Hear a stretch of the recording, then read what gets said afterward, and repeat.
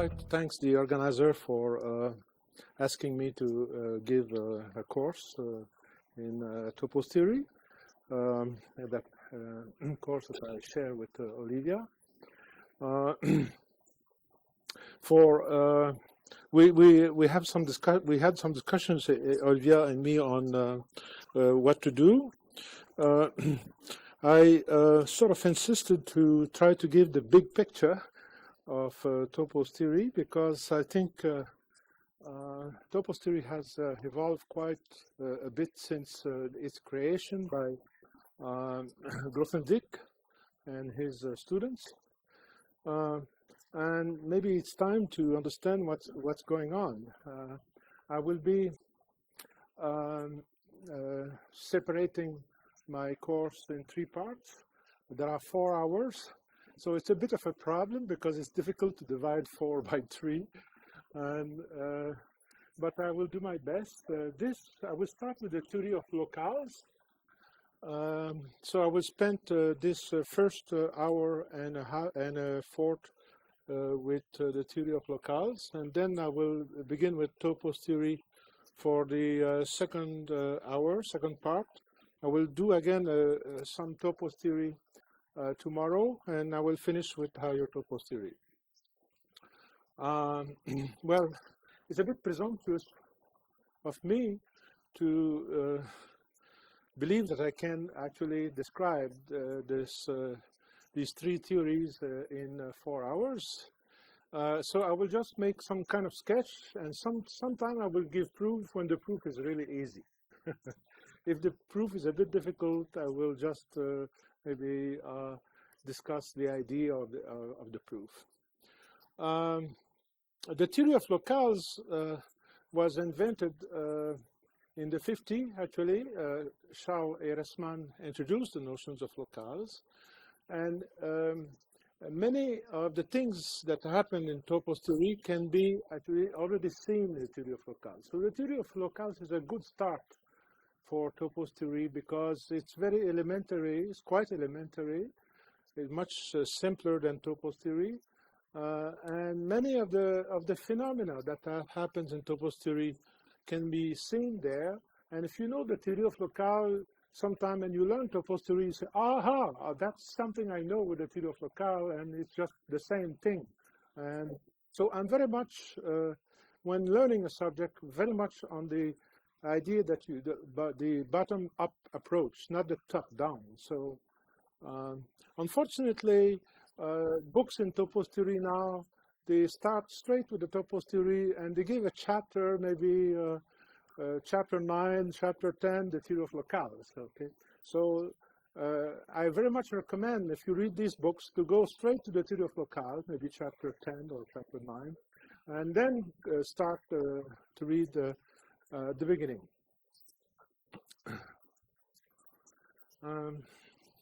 Maybe a little bit of philosophy to start, to begin, about geometry and algebra.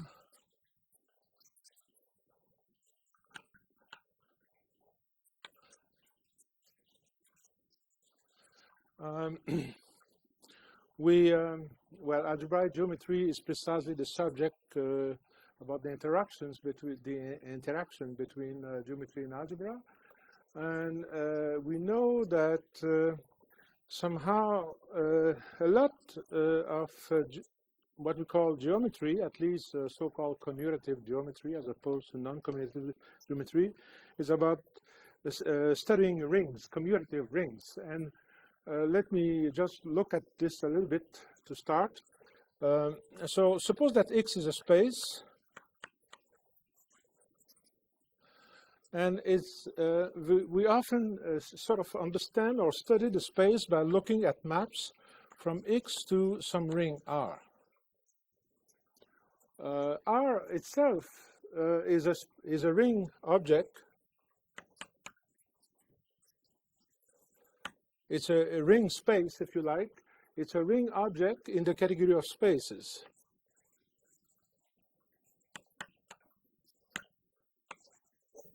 Whatever category of space you have.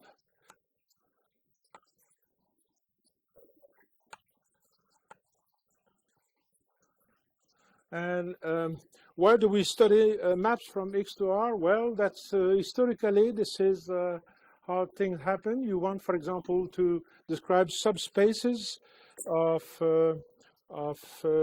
X by using equations. So you take so this is a map F. So you take many of them, F1 to Fn, and you describe the equation. So you look at zero, the inclusions, and you pull back, and you get a sub-object or a sub-manifold or a sub-algebraic variety by describing sub-object by equations. So this is a big discovery. I guess this is due to Descartes, that somehow a lot of what we think of the geometry is completely understood by or maybe described by the algebra of functions or something like that. Now, so if you have a space, you look at the maps from X to the ring, and this itself is a ring.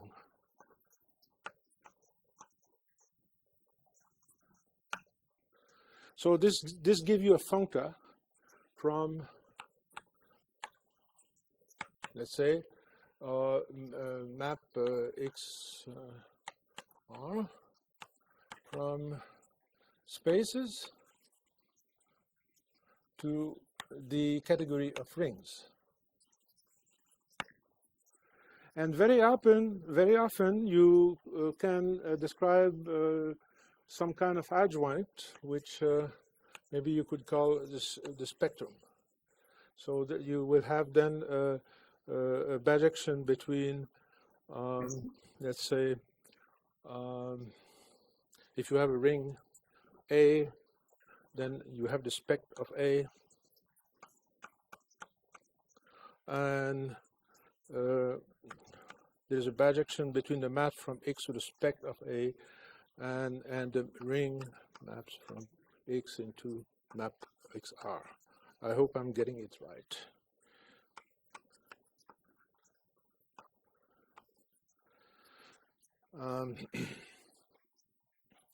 Okay. Now, this duality between the rings and space does not work perfectly, in the sense that very often it's not an equivalence. So when it is not an equivalence, we try to improve it, either by extending the class of rings you consider, or by extending the class of spaces, trying to adjust the two sides. So there is a kind of dialectic. You have notions of space, a notion 0 of spaces, and the notions 0 of rings, and you have a functor, maybe some kind of adjunction between the two, and you want to transform it into an equivalence, and maybe you extend the notions of rings for that. So you have a notion 1, and this leads to a notions of space which is a bit more general, space 1. And again, these things do not fit completely, so you extend one of the two sides to make it, and it keeps on like this. And I don't know what is the end result. I mean, it seems that in mathematics we have been doing that 6 or 7 times, and it keeps on. So maybe I will first start with the examples of locales. In the case of locale, the spaces are just the topological spaces.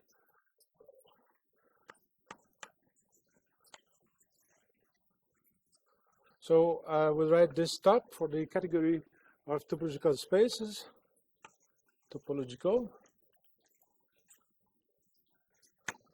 And the ring, in this case, could be taken, of course, the complex to be taken to be the complex numbers, the real numbers, but one also has the choice of taking the Sierpinski space.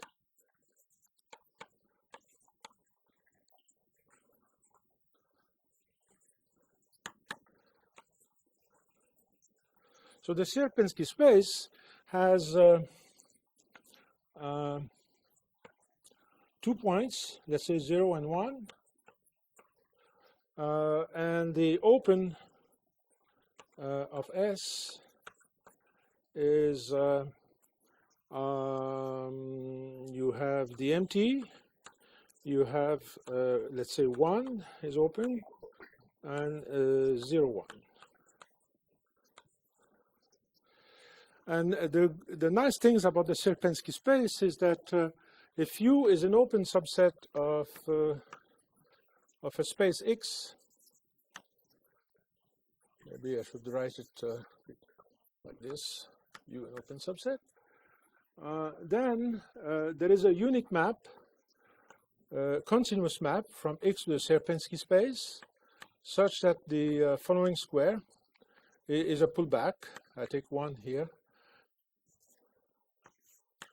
So this map here is called the characteristic map of the open set. If X is in U, 0, otherwise. And so there is a bijection between map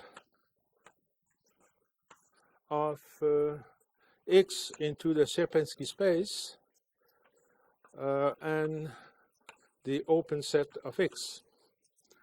And so mapping topological space into the Sierpinski space gives you all the informations about the open subset of X. So the idea of the theory of locale is to concentrate on the sort of ring that the open set of X constitute. So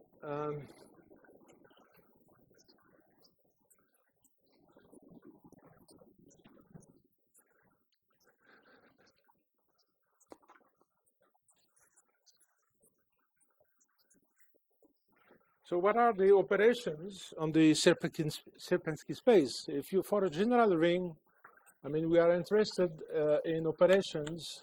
The basic operations for a general ring are addition and product and multiplication.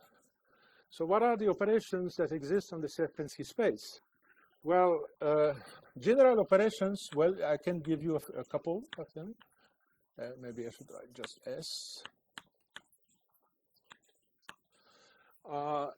0, 1 is a poset. So you can look at suprema and infima on this poset. So that gives you, for example, the supremum of 2 things will give you an operations, and the infimum will give you another one. And these 2 operations behave very much like sums and times. You have, for example, the distributivity law.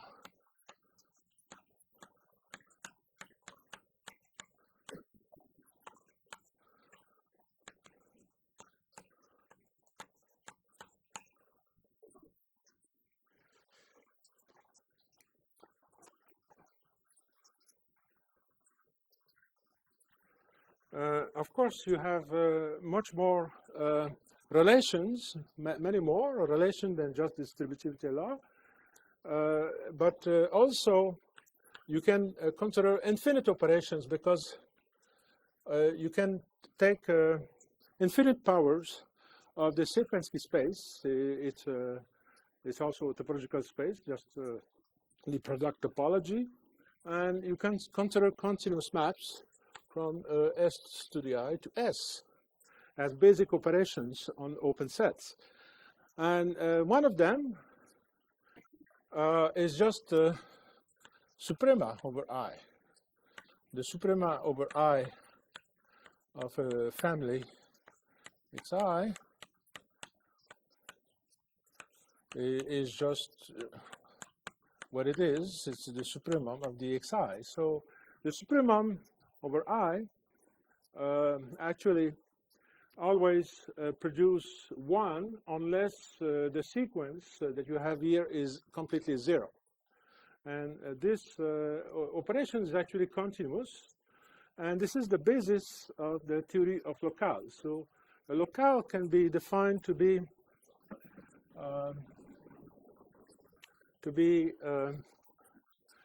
actually it's called a frame, because when we talk about locales, we are really talking about a ring. So actually, let me draw the picture. You have rings, schemes. So we know that there is a kind of duality between rings and scheme. And here I'm going to put frames. This is a kind of ring-like objects. And here to put locales, which is just like the opposite category. The category of locales would be the opposite category. So what is a frame? So the definition is that a frame is a complete lattice. Maybe I will describe what is a lattice in a moment, which is such that the distributivity law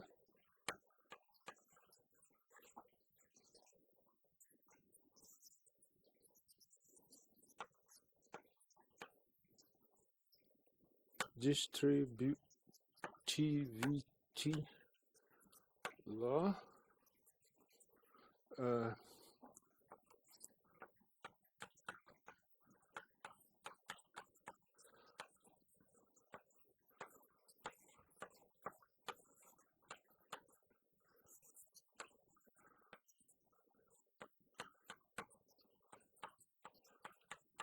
holds.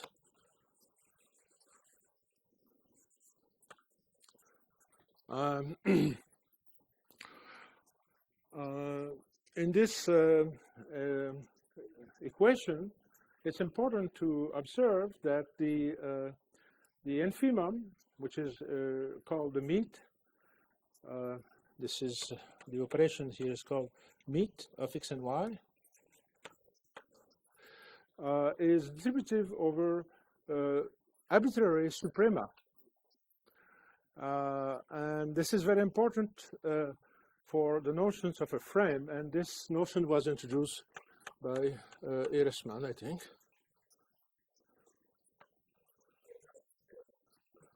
RSS. Ah oui, pardon. Excusez-moi.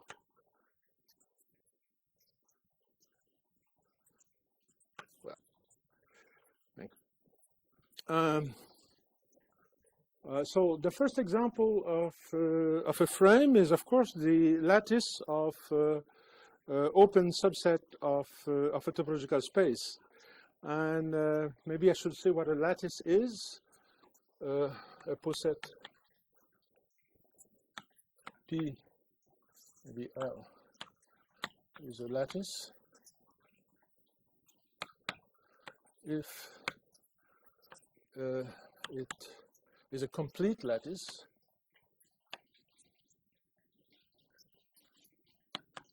if it admits suprema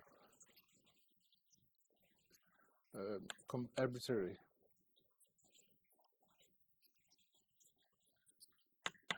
suprema and infima.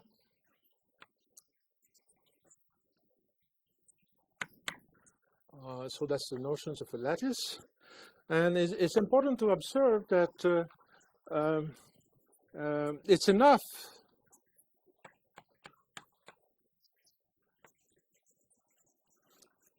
to have suprema or infima, because the infimum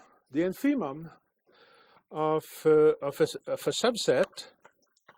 So if you have a subset S of the lattice L, you can express the infimum as the supremum of the set of lower bounds.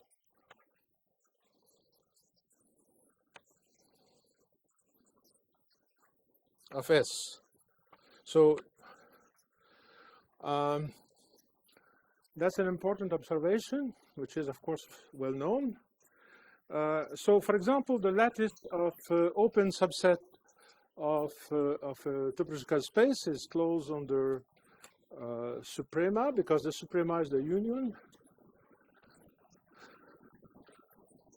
The supremum of a family of open set. So OX is a frame. The supremum of a family of open set, of course, is the union.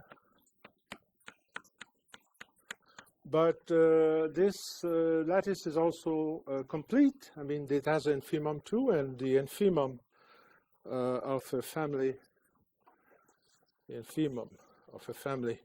of open set is just the intersection.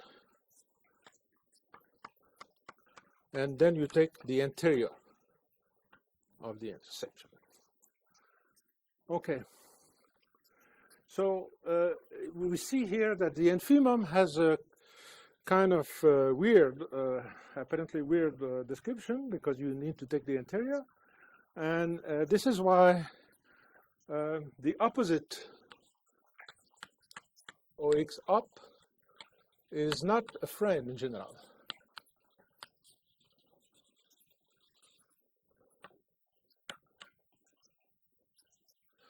That is the distributivity of union over intersection, which exists in the power set. I mean, there is a distributivity also because of the Morgan law. Does not survive when you look at open set. So the opposite of a frame is not a frame. And a map of topological space give you a map in the other direction, which we could call F upper star, just the inverse image map. And if you look at the properties of this map, is that it is a morphisms of frame.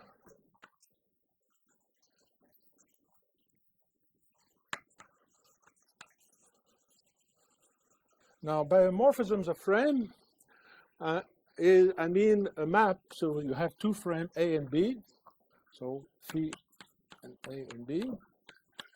It is a map which preserves the operations, arbitrary suprema,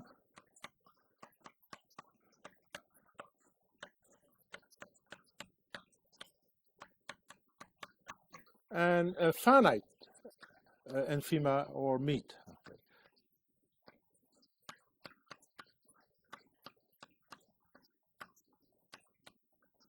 And we should not forget that there is a unit element for the meet, which I will write 1, which is the top element.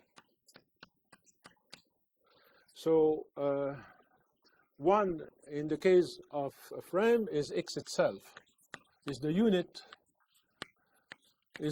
element for the intersection. So this is how the notions of morphisms of a frame, morphism, is defined.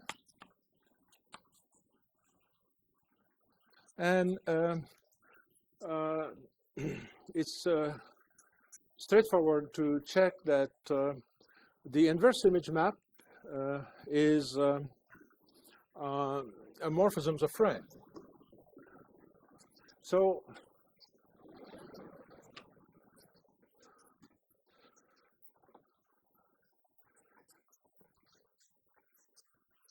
So you get a functor from the category of frames.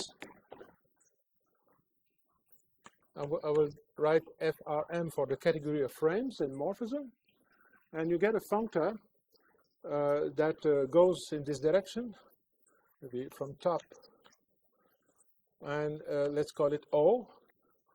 It's a contravariant functor.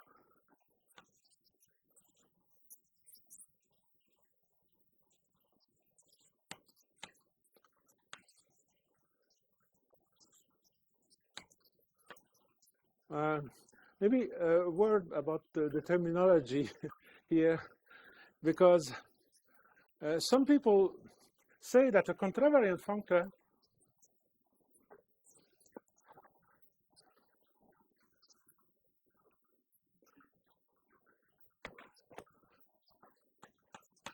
they say that this is a contravariant functor, right? I'm sorry, this is a covariant functor, because it's okay. So covariant functor from the covariant functor is the same as a contravariant functor from C to D. Contravariant. So when you say that a functor is contravariant, you don't need to write up, okay? So because I prefer to do things like that. And also for posets. I mean, if you have a map of posets, and I will use that, F, map of posets, I mean, it's called preserving the partial order.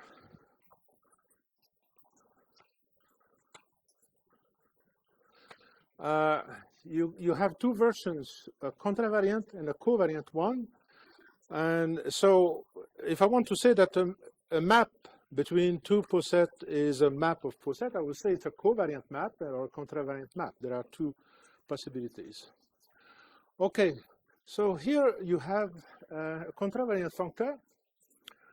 It turns out that this functor this contravariant functor has an adjoint which associate to a frame a topological space, the topological space of its point. So essentially, the points of a frame topologize its home in the category of frames of A into the initial frame. So by bracket 1, I mean this frame with two elements, 0. This is a frame. This is bracket 1 is actually O of a point, and you define the notions of a point of a frame by looking at morphism from the frame to 1, and you get an adjunction between two contravariant functor. Maybe I should write explicitly the form of the bijection.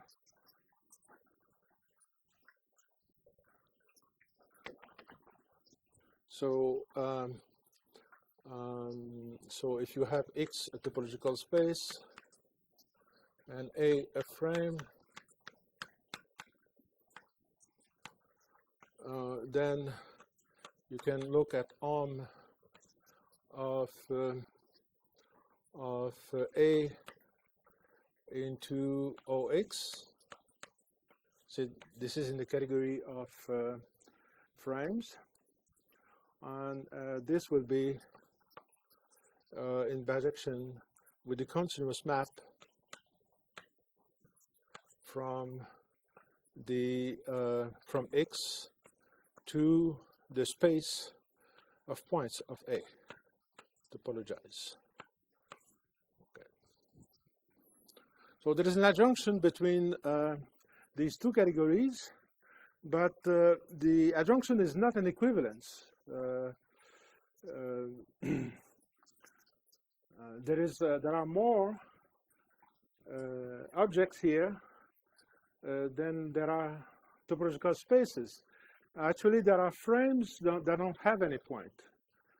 So this is why the theory of locales has been called sometimes pointless topology, because the points in a locale are not that important in the theory of locales. They are important, but some locales don't have points, and they are important in the theory. So I will, maybe I don't have really time to discuss examples, but I just tell you that some locales don't have points. Okay.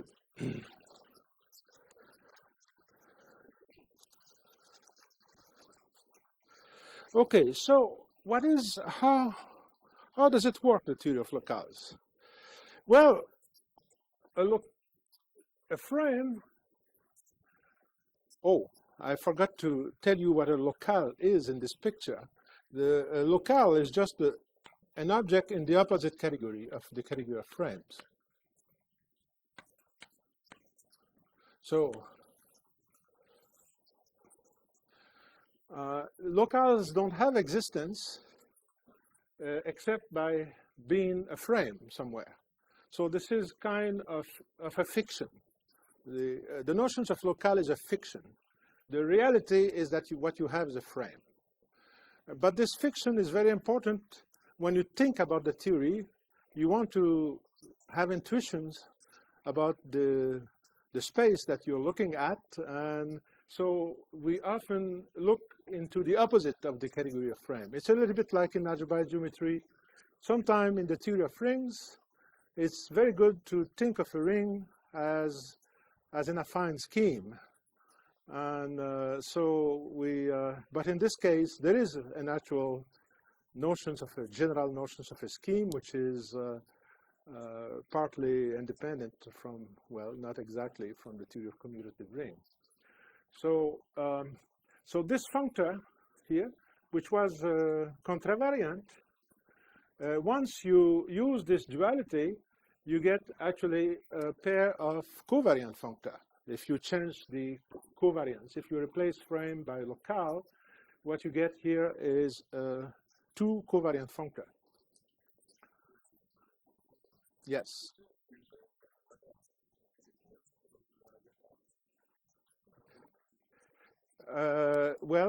In principle, they are defined here. We could call that a character, you see, of the locale.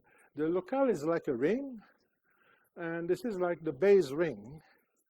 And you look at homomorphism from A into the base ring, and in representation theory, this is called a character. So a point of locale is a character. Maybe I could say a little bit about it, because yes, right. But maybe I can say a little bit about the notions of a point of a locale by looking at the homomorphism, a character of a frame. So a character needs to send the element 1. You see, it must be the characteristic functions of something. Here there are only two values possible, okay? So it must be the characteristic functions of something. It sends the elements 1, the top element here, to 1 by notions of a morphism. A morphism frame sends the unit to the unit. So the only thing which is interesting in the morphism is the kernel of phi.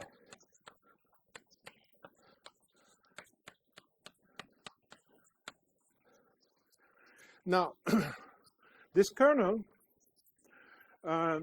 is closed under suprema, because if you phi is closed under, respect suprema, so the kernel of phi is closed under suprema. So you can take the union of everything that is in the kernel. So let's call that K of phi, the supremum of all x in the kernel of phi and x. So this is the maximum element in the kernel.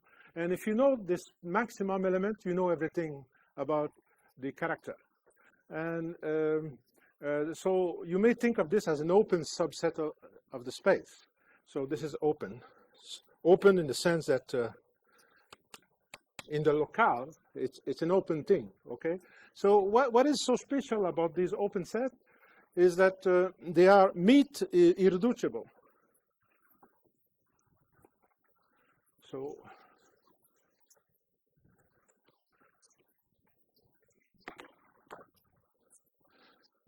if I call U the K of phi, the maximum element in the kernel, U is meet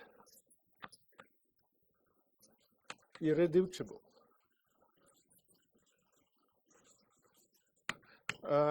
And this means what? This means that if you express U as the union of two other elements of the frame, then it must be that U equal to U1 or U equal U2. So that's, I'm sorry, meet, yeah. Thank you. And two, you need that U is different from 1, okay? This is called a meet irreducible open set.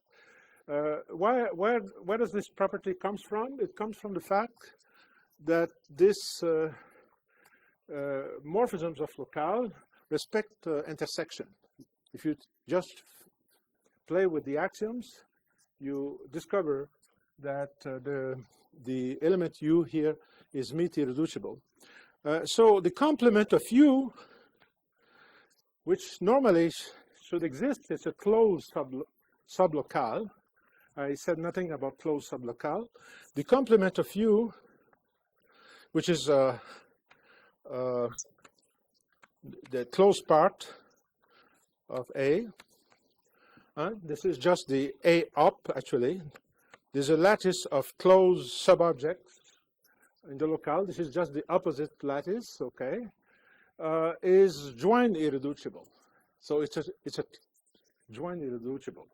So joint irreducible means that if F is F1 union F2, then F equal or F equal F2. So there are two conditions, and the other is that F is not empty. So there is a bijection, if you like, between the points of a locale and the irreducible closed subobject of the locale. So that's one way to understand what is a point. And in a topological space, if X is a topological space, then if you take an element X of the topological space, and then the closure of the singleton is irreducible, is a closed irreducible. So that's the connection between the classical notions of point of topological space, is that the morphisms of locale, they produce closed subobjects that are irreducible. And I don't know if this answered the question. Okay.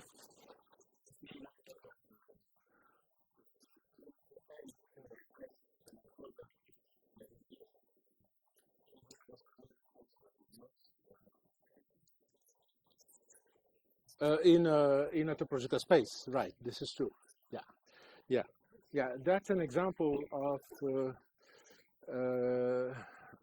closed irreducible, but there are in a topological space sometimes closed irreducible that don't have a generic point. This is called or a generator. Okay. Yeah. Okay. Now. Okay, so what I want to develop here is the fact that frames are rings, and really, I mean, I'm serious. I mean, frames are rings, in the sense that the theory of frames is very much like the theory of commutative rings. So, but somehow it is simpler. It is simpler. It's a kind of simple versions of the theory of commutative rings.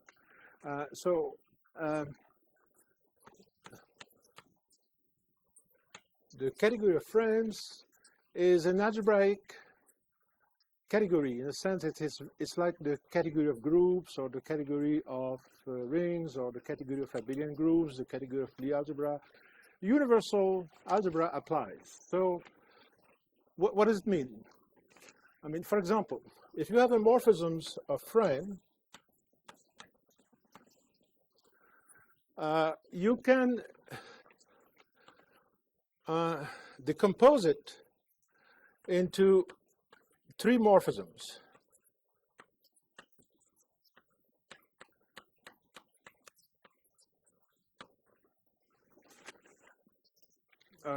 Should write 5 there. Like in the theory of rings or whatever, okay? First, you take the image of the morphism, you get here a subframe. That's the notion of subframe. There is an equivalence relation on A defined, like the usual, a congruence. There is a notion of congruence in the theory of frames. Okay, what is the congruence in the theory of frame? It's an equivalence relation. It's an equivalence relation. An equivalence relation is always a subobject of the product, but it should be a subframe of the product. That's all. Okay? An equivalence relation is a congruence if it is a subframe of the product. So it tells you everything about the congruence. So given the morphisms of frame, there is a congruence, which I write here as an equivalence. So you can take a quotient to get a frame, and then here you have this as a morphism. So in other words, there is a notion of surjection in the frame, and the compositions of every map as a surjection followed by an injection, injective morphism. Okay. Well, for the theory of locales, it means something. In the theory of locales, you reverse everything, so you have a continuous map, F from X to Y, and the injection here becomes a quotient locale. Okay, let's call it Z, a quotient. So what is the notion of quotient locale? The notions of quotients of locale comes from the notions of subframe. That's just straightforward reversing. And the quotient frame leads to an embedding. Let's say here, this is embedding of locales. So every morphisms of frames has a decomposition as a quotient followed by an embedding. Okay. Except that in the theory of locales, something simpler is happening, because a map of locales, morphisms of locales,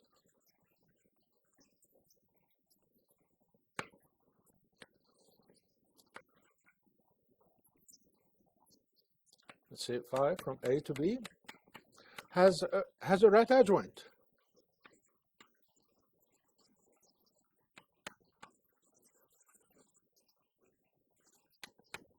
In the category of poset. The right adjoint is not in the category of locale.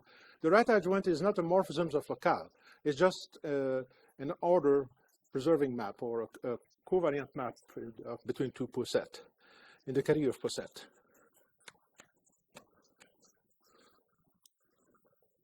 And this is just this follows from the fact that phi preserves suprema. Any map preserving suprema between two complete lattice has a right adjoint. It's I'm sorry.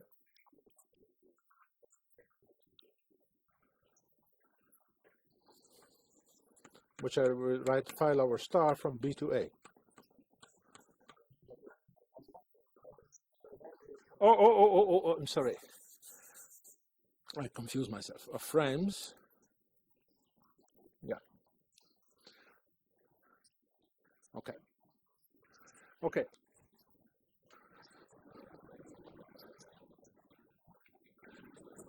And the existence of this right adjoint makes things simple about this decomposition, because it's a general theorem of category theory that if you have two posets, P and Q, and let's say a map this way, let's say F, and another map the other way, let's call it G, okay? And I'm supposed that F is left adjoint to G. That means that f of x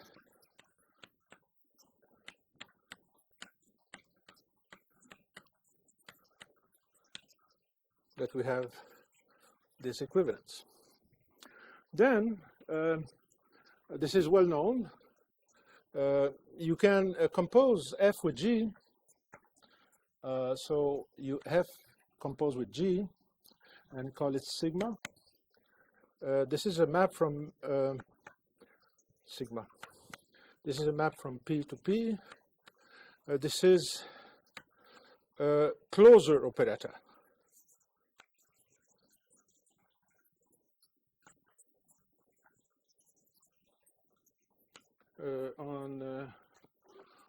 On P. So closure operator means that it is, of course, equivariant, order preserving. So you have and that you have sigma square of x equals sigma x, and the composite the other way, Fg, let's call it a rho, which is goes from Q to Q, is I call that a comonadic operator.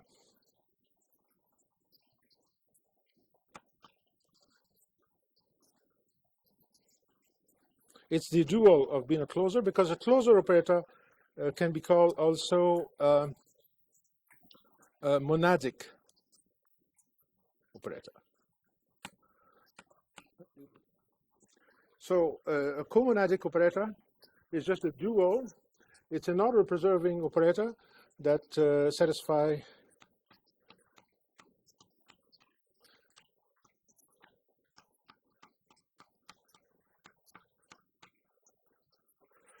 and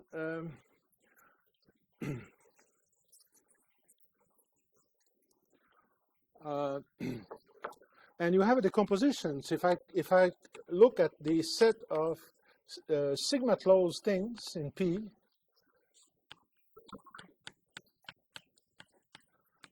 and Q rho as the rho open elements, if you like, or that's the fixed point of rho, then you have the composition of F has a map first to P sigma, another to Q rho, an inclusion here, and here an isomorphism. That's you have a decomposition like this, and there is a similar decomposition the other way for G. So for G,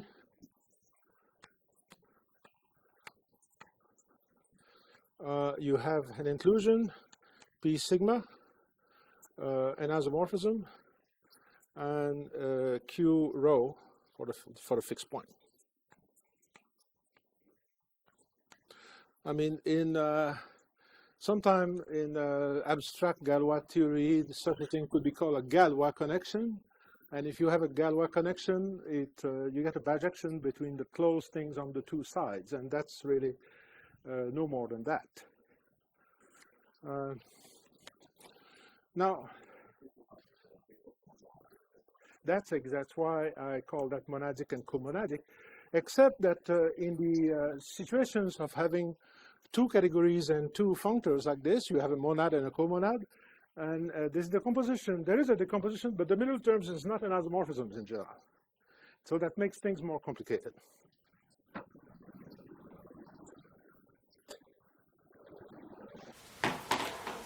It happens that To make it short, in the case of a morphism of phi between two locales, so I will write phi like this, and you have the right adjoint phi over star. Then, if you compose phi over star and phi this way, you call it sigma. It's an operator from A to A. But in addition to the conditions that I wrote for the closure operator, it preserved meets.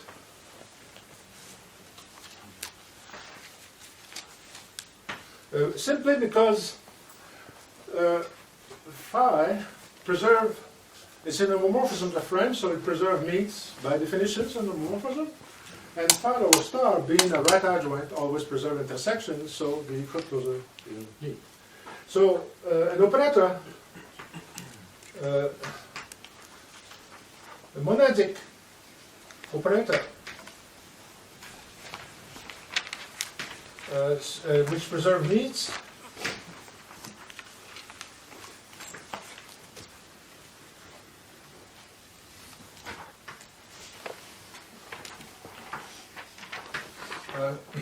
is called a nucleus in the theory of frames.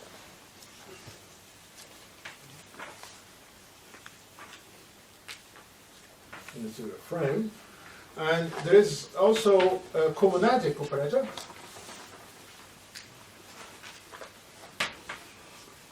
which preserve meets for the same reason. I'm going to call it a co-nucleus, but I have not been able to check with people developing the theory of frames if this is the standard name for this notion. But I am going to call it a co-nucleus. It seems to be a reasonable name. And then, if you have a nucleus, you could look at the fixed points, and I'm going to call it A sigma. And the fixed point of a nucleus form a locale. It's a poset, it's a locale again.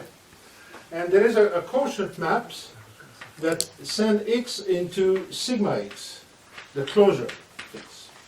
You see? So A sigma, the fixed point, is a locale. And this quotient map Q is a morphism of locale. Is it a frame or a frame? Thank you for. Yes, thank you. From the beginning. So it's a quotient frame. Thank you. Okay. Maybe I should just stress the fact that this is not a sublocale of A. This is a quotient locale.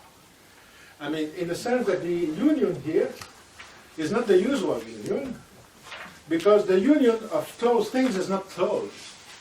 So in the union here, the union of a family of closed elements, union with respect to sigma, okay, that's a closure of the.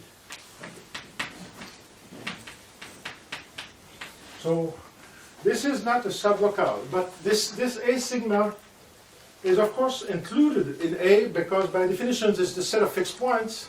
So, but the inclusion is the right adjoint to Q. Okay, but the inclusion does not preserve union. So However, the quotient map, the quotient map is a morphism of frame. A sigma is a subframe of A. So in the context of topological spaces, is it, so when you have a subspace of a topological space, is it a situation what you consider that is that the frame of opens in Y is obtained like this from the frame of opens in X? No, we should not, I don't know if I understand your comment correctly, but we should not think of sigma as like the closure of the usual closure on the subset of a topological space, because the usual closure operator does not preserve intersection. The interior preserve intersection, but not the closure. Okay. No, So, okay, so this is really what people now call grothendieck topology. I mean, this is what the grothendieck topology is. A grothendieck topology is exactly exhibiting an operator like that on a frame which preserve meets. And this is like the sheaves with respect to the grothendieck topology. Okay, so and on the other side, you have B rho, the fixed point of the of the co-nucleus, and now the inclusion is this is a frame, and the inclusion is a map of frame. This is a subframe. The inclusion preserves the union, and there is an isomorphism between the two, just induced by the map phi. Okay. So. There is a theorem here, which is that there is a bijection between the quotient frame of a frame A. There is a bijection between the quotient frame and the nucleus. And there is a dual theorem saying that there is a bijection between the subframe and the co-nucleus.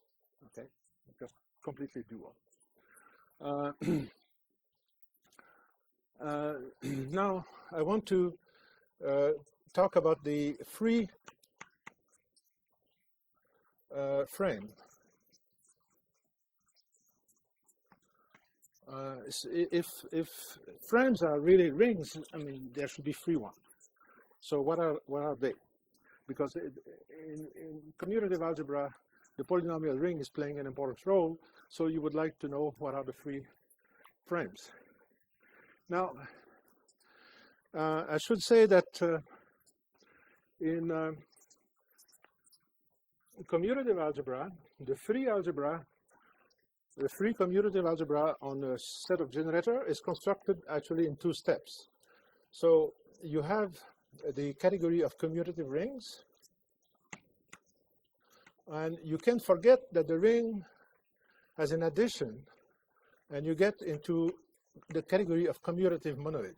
So there is a forgetful functor from commutative ring to commutative monoid, where you forget, and you can forget again if you like, and you get into the category of set, so forget.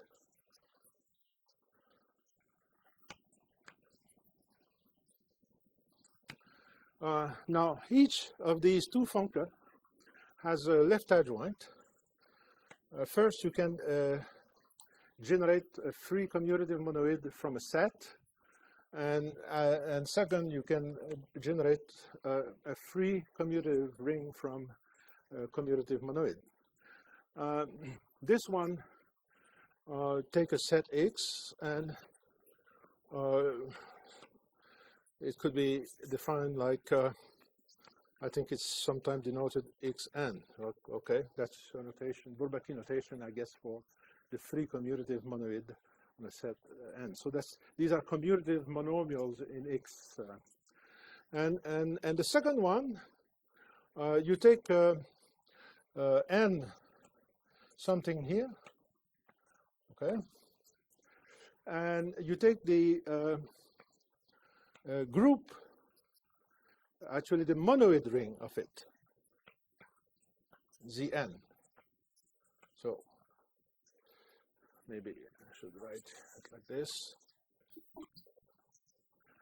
So the free commutative ring on a set can be obtained by combining these two steps. Now, I want to stress the fact, I mean, the first step is just normal, but the second step has something peculiar about it, because Zn is Z tensor N. Actually, it's the free abelian group generated by the set N. You forget that N has a monoid structure. You linearize N, and that's it.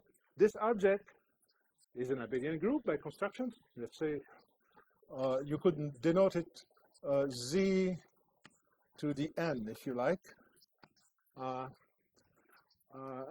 So you take the free abelian group, and then it happens that this free abelian group has a product.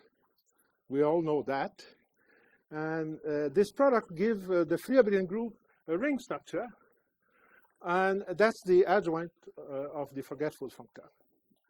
Now, this is a situation which happens pretty often in mathematics.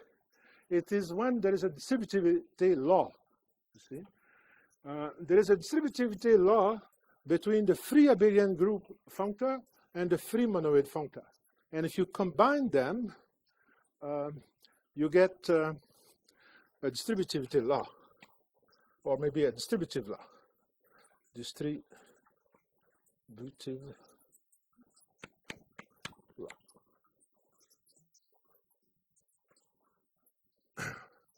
Or a commutation law. If I had time, I could make it more precise. Let's say, think of the free abelian group functor as a functor from set to set, just because I want to see it as an endofunctor.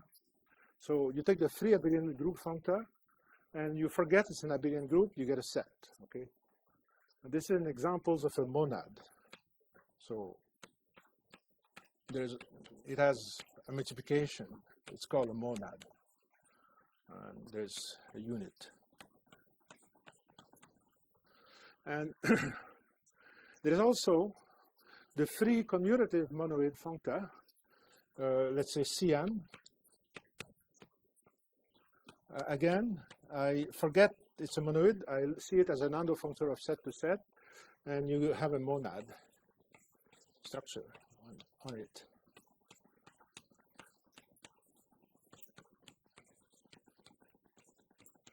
That comes simply because Cm is the composite of a left adjoint with a right adjoint, and you get this monad structure. It's like the monadic and the comonadic operator before. Now, it happens that the composite of Cm, if you compose Cm with ab, that's a monad.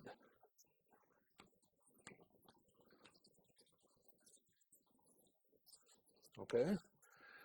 Because this is the free commutative ring functor, and so it must be it must have a monad structure.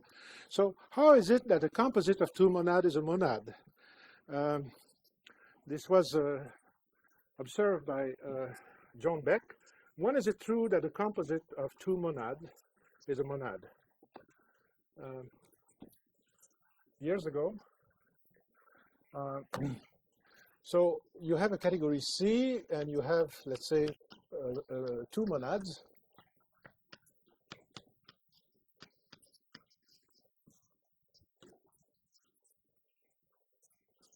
And you want to know if, let's say, A composed with B is a monad.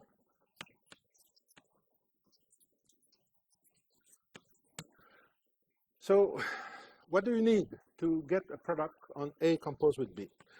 You would need to say, well, I'm going to do that. I want to exhibit a map like this from the multiplications of A and the multiplications of B. But compositions of endofunctor is not commutative. So you cannot switch A and B.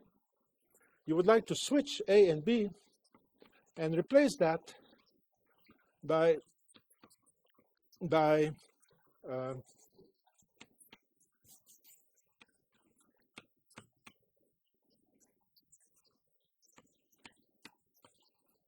and then you will be in business, because you will be able to use the multiplications on A and the multiplications on B to get back to A and B. But you need a switching operator, and the switching operator will go from BA to AB. And this switching operator, it's a little bit like a Young-Baxter operator, if you like, but it doesn't need to be full. It doesn't need to be fully a Young-Baxter operator. but it's a commutation operator which is saying that if you were to do this construction the other way around, in other words, suppose that you're by accident, by distraction, you want to construct this thing, and you first take the free abelian group followed by the free monoid. You won't get what you want, right? But you will be able to rearrange everything by, there will be a commutation operator, and this is called a distributivity or distributive law. This is so-called distributive law by John Beck. And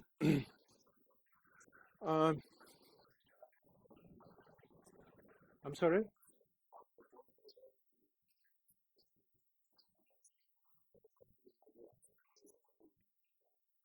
A distributive law is a precise notion. It's not only an operator like this, but it must satisfy some compatibility relation with the multiplications of A and B. Okay, so I don't have the time to write it down. Okay, now in the case of commutative rings, see, there is a distributivity law.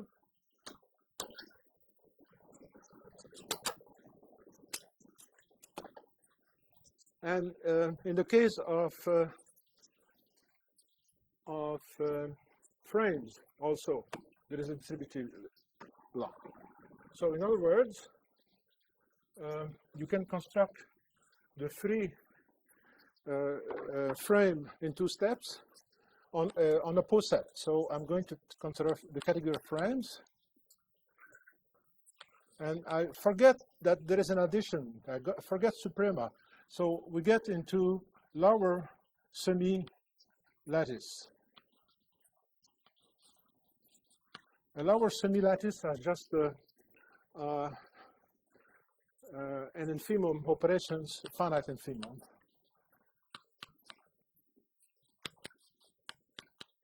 You don't have a suprema or general infima, and you have a unit 1. So this is what defines a lower semi-lattice. So you can forget that the frame has an addition, and then keep forgetting and goes into the category of posets.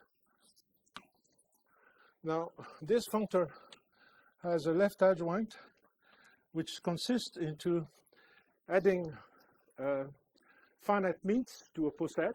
The construction is very explicit. And this other functor also has a left adjoint. And this left adjoint is very simple because it coincides with the left adjoint from soup lattices. All right, soup lattices for the category of complete lattices and soup preserving maps. And then there is a forgetful functor here, and the left adjoint is, I call it D. D of a poset, P, is the set of lower sections of P.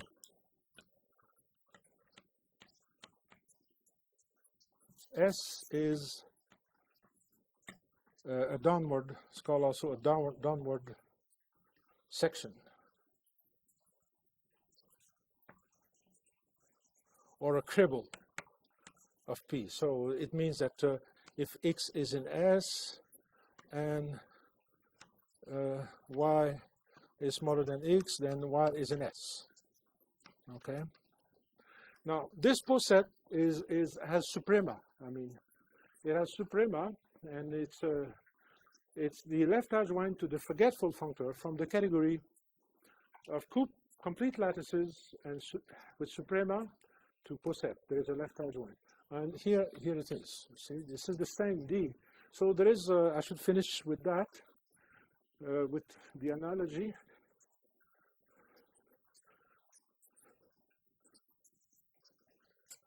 So we have sets, abelian groups,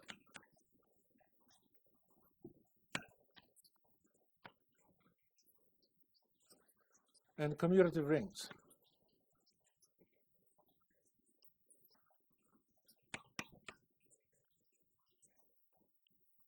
Okay, so that's a sequence, and we know that if you want to study commutative rings, you need to study abelian groups first, or modules, or something like that.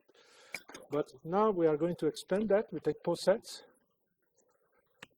and instead of abelian group, I take soup lattices, and here I put frames.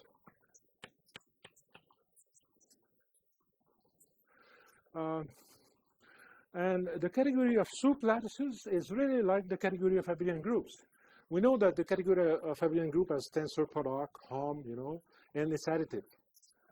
The additivity of the category of abelian groups means that the coproduct, finite coproduct, and the product coincide. It's called a direct sum. The soup lattices is the same thing. That's additive, except that here it's even stronger. Any coproduct of soup lattices is also the product. It's very strongly additive. It's the presence of infinitary operations that makes this strongly additive. And it is symmetric monoidal close. And a frame is a commutative ring, is some special kind, actually, of commutative ring in the category of soup lattices. So there is a general scheme here that I think Deling has suggested in a paper that maybe algebraic geometry could be generalized to any situation where you start with a symmetric monoidal category, which is additive in some sense, and you consider a commutative monoid object in there, and they form your ring, and you take the opposite and they form your scheme. And these things just follow this pattern completely. In some sense, we could say that the theory of locale is really like the theory of schemes, but it is.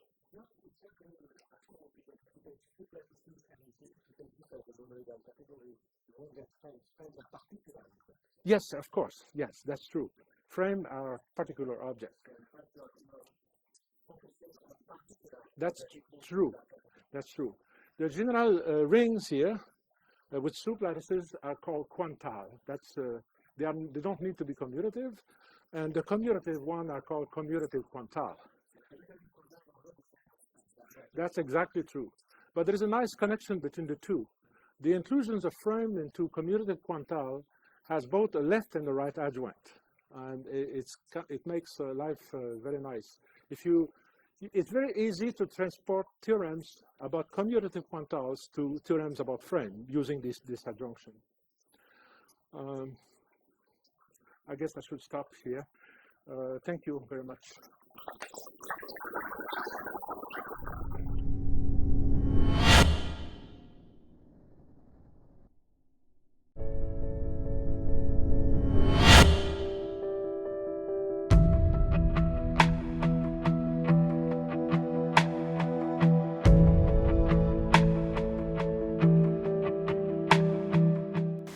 And here we take presentable categories. Everything the pattern just repeats itself.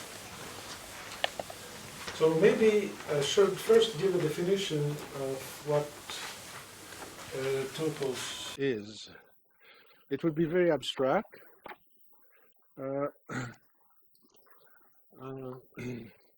Suppose that E is a complete category.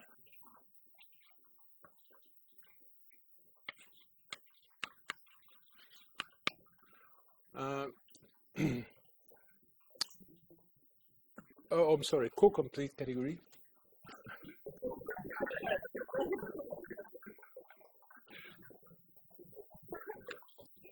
I will say, okay, so maybe I should draw the picture here. Okay, so here, posets.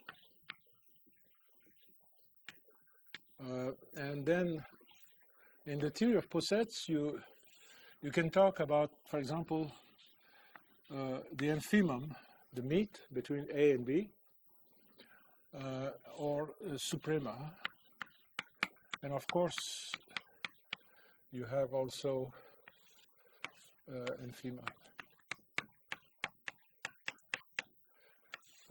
as well as join. So this is called meet. This is just the finite, the infimum when it exists between two elements in a poset, is called a meet. Just a terminology, and this is called the join. Okay. Now, if you replace poset by categories, then you have also the same thing. Here, this is called co-limit of a diagram. So you have a diagram, and you take its co-limit. Here you take the limit of the diagram, and here you could take the coproduct, or more, better, even the amalgamated coproduct, and here you take the fiber product. Let's see, A, B, and C. Okay. I said that a category is, I'm sorry, a lattice is called a soup lattice. A soup lattice means that soup lattice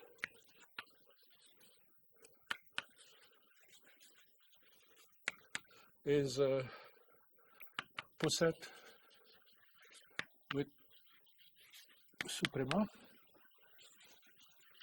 arbitrary suprema. So that's the notions of a soup lattice, but there is a notions of co-complete category.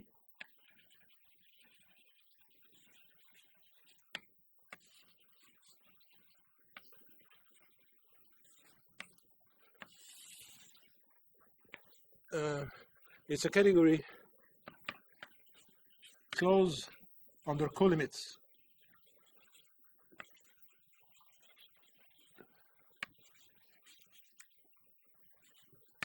So a co-complete category is very much like a soup lattice, if you like, in the world of categories. There's also notions of a complete category.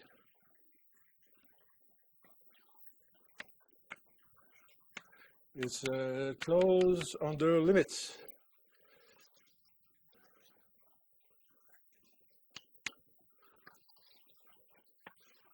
Okay. No, here everything small limits. I mean, you have a small diagram, and okay, yeah. For finite limits, I like to call that Cartesian. You don't like? I can say finitely complete.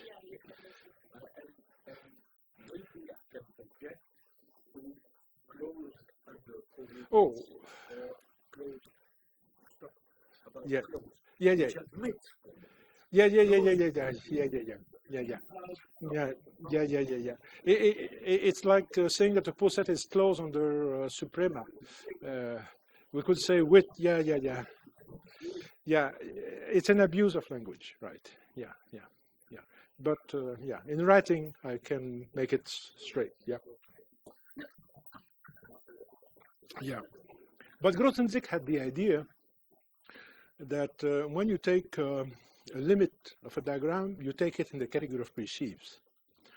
And if so, the limit always exists in the category of presheaves. And if this limit is actually representable, then you say that the category is closed on the limit. So if we adopt the point of view of Grothendieck, we can use the word close. Okay, so it's not completely wrong. Okay. Yeah. Okay. So what is a presentable category? A presentable category is a bit of a technical notion. Roughly speaking, it's a co-complete category with generators. You see, a small set of generators. It's not too wild.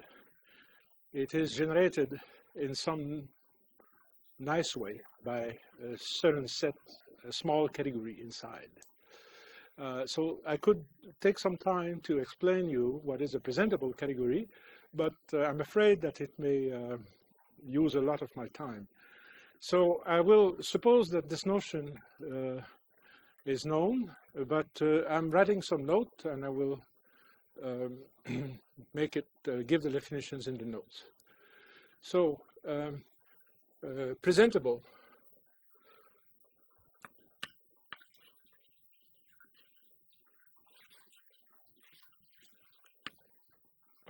So an example of presentable category is that if you take a small category,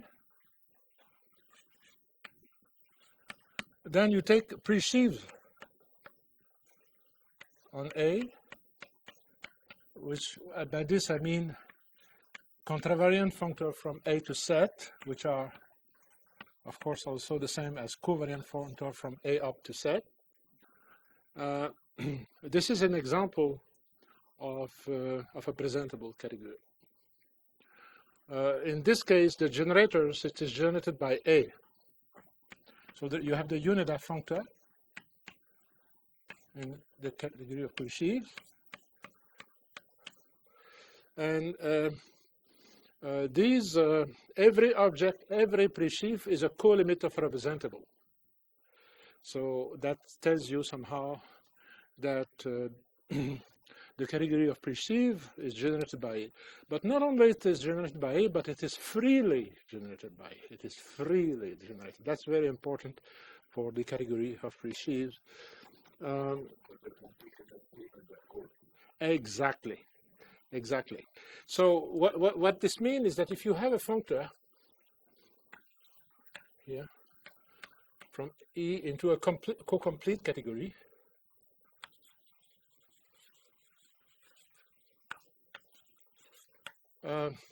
then there is essentially a unique way to extend it into a co-continuous functor. But I forgot to say what a co-continuous functor is. Functor is co-continuous if it preserves co-limits. It is continuous if it preserves limits. Okay. So given a functor from A to E, there is essentially a unique functor f lower freq, which is co-continuous and which extend f. This functor can be described easily.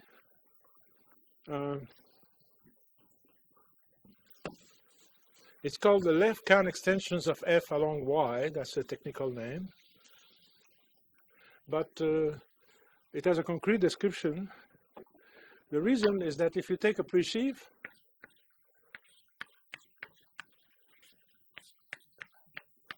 then every pre-sheaf is a co-limit of representable, but in a canonical way, which means that X is actually the co-limit over the diagram A over X.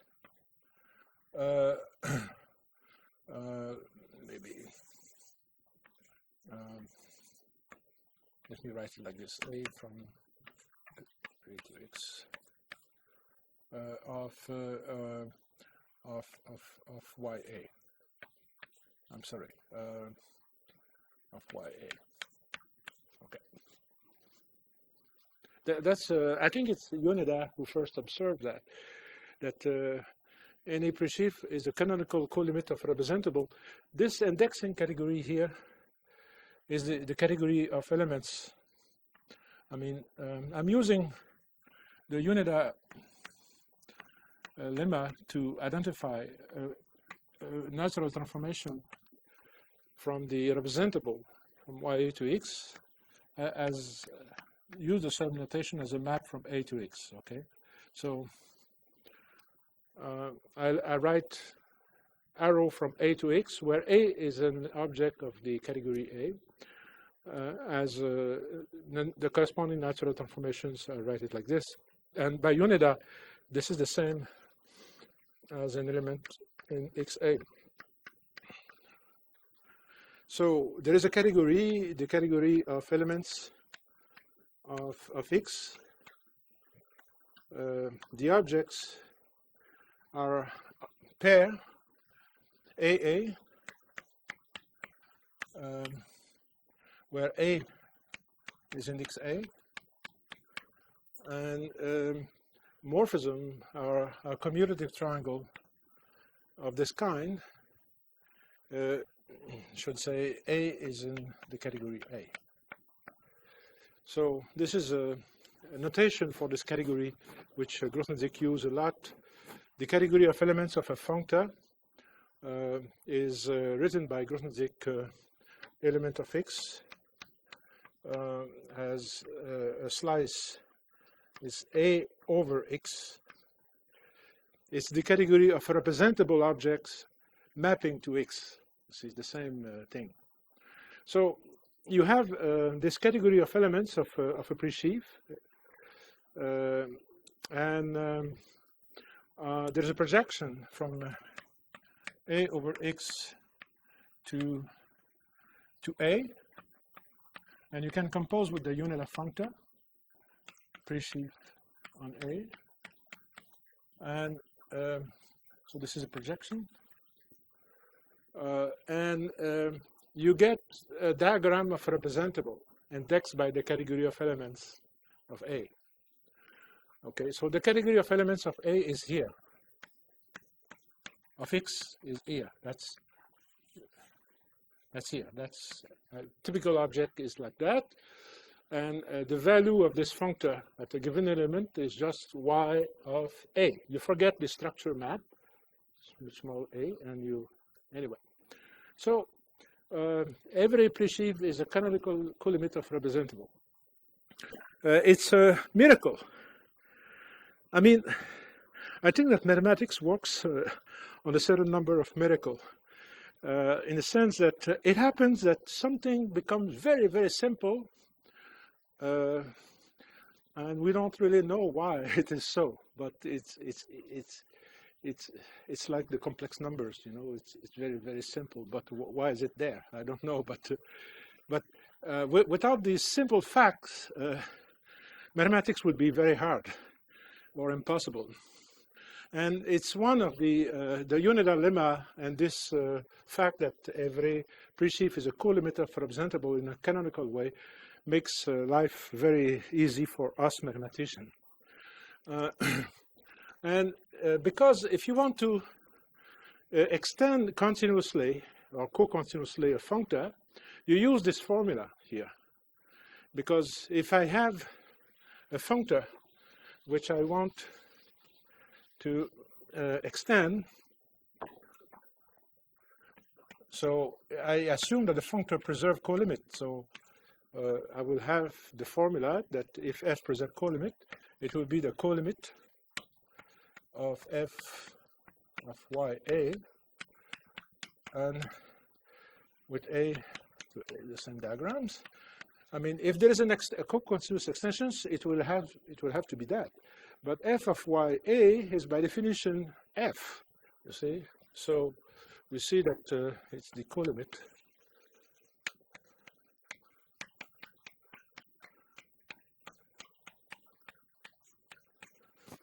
So we have a formula for extending an arbitrary functor into a co-continuous functor, and we see there that it's unique. I mean, there's a unique way to do that. So the category of presheaf is the free co-completion of completions under colimits of a category.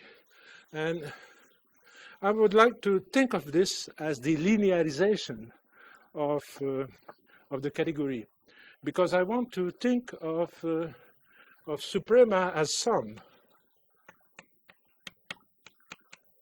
And I want to think of finite limits as product.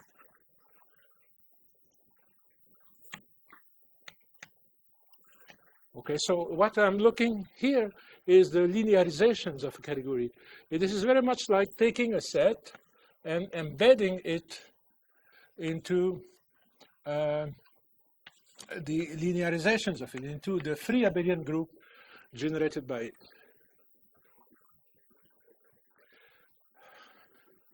I'm sorry. Oh, right. Thank you. Here.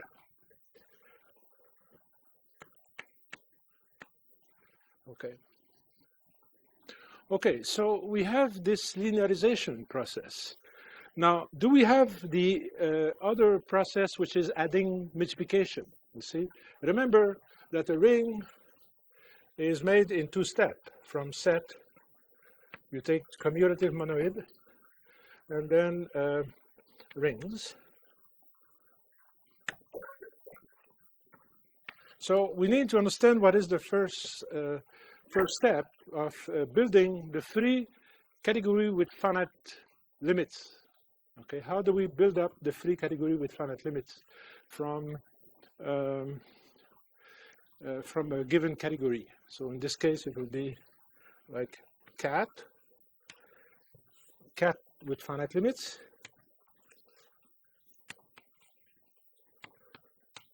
and then here, actually, we go to topos.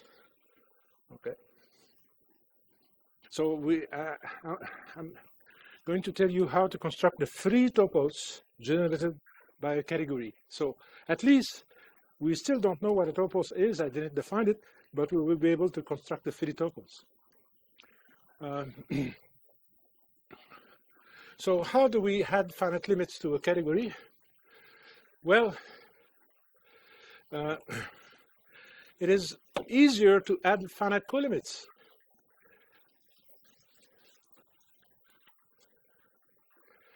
Because we know how to add all colimits. It's the unit embedding. This add all colimits. So in order to add finite colimits, you just need to take the subcategory of finitely presented presheaves. Some presheaves are finite colimits of representable. So a presheaf is finitely presented essentially if it can be described by a colimit, a co-kernel of a finite coproduct of a representable.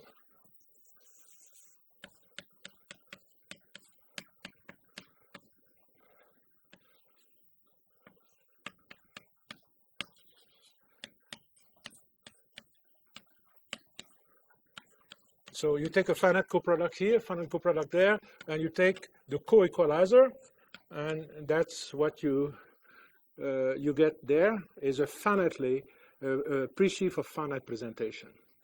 Now the category of presheaves of finite presentation is actually closed under finite colimits. It's not difficult to check, okay?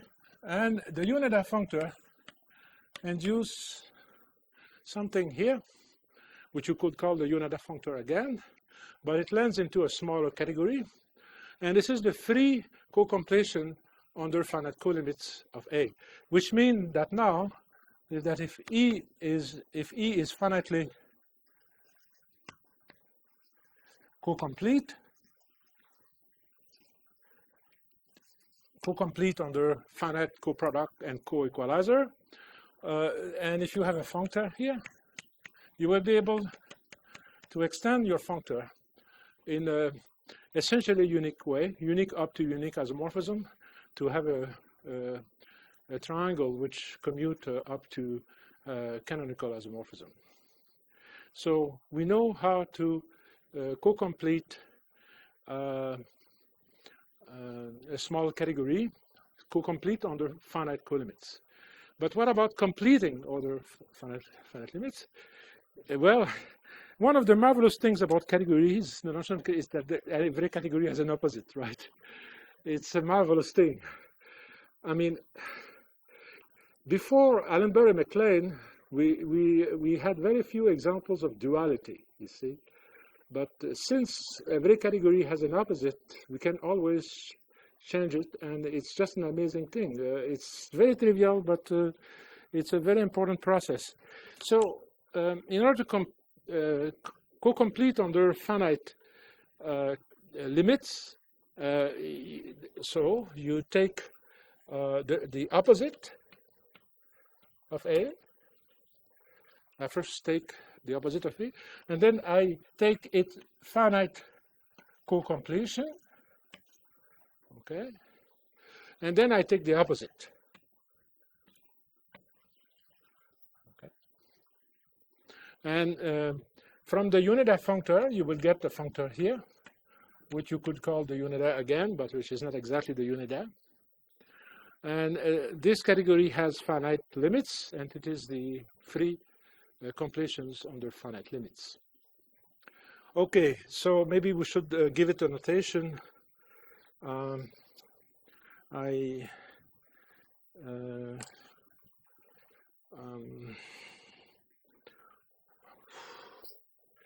Jean, do you have a notation to suggest me? Okay. So I will pretend that it's like completing under join. You see, joins are finite in FEMA. Okay. No, meet, completing under meet. Okay. Oh. It could be mean had big completions, right? Okay, this is bad. Okay. Okay, FLA. No? Finite limit.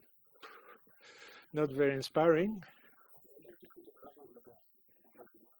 Okay. On which direction? And this direction? Yeah, but I will put the arrow in this direction. Okay. For the finite limit completion. So, okay. Okay, thank you. That's.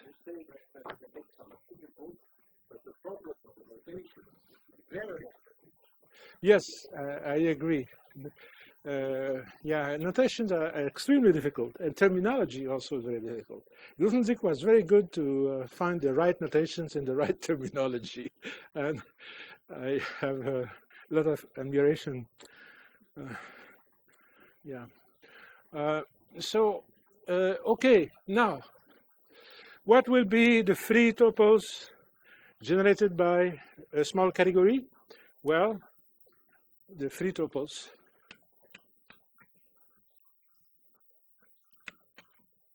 I did not even tell you what is a topos and what is the category of, but the free topos generated by A will be the pre-sheaves, so the co-limit completion of the finite limit completion.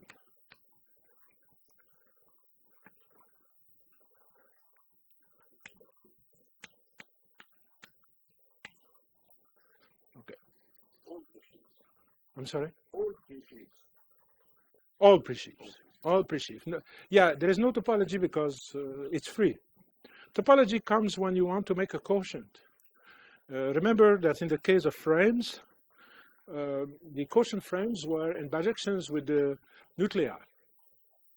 And so if you want to make a quotient, you need the analog of nucleus in this context, and this is exactly what Grothendieck topology are providing.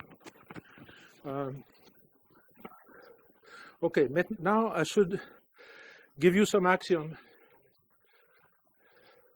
the zero axioms or versions of zero axiom.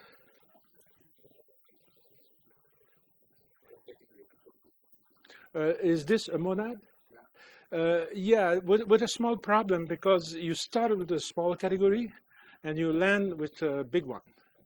And so a monad should be an endofunctor, but otherwise it's a monad. Okay. Okay.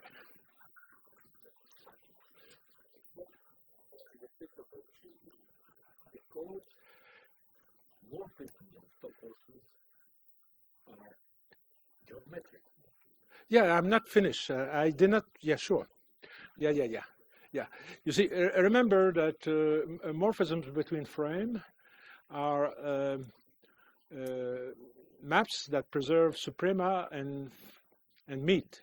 And meat are finite and FEMA. So the same thing for toposes. So I will define what a topos is by giving a zero axiom. You could use zero definition to define what a topos is. Zero characterizes topos in a certain way, so you could define this axiom definition. Presentable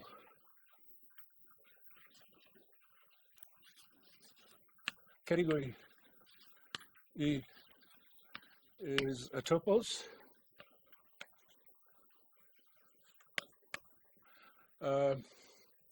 if the following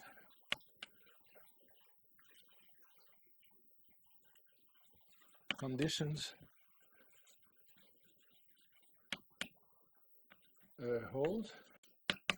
So the first one would be that pullback functors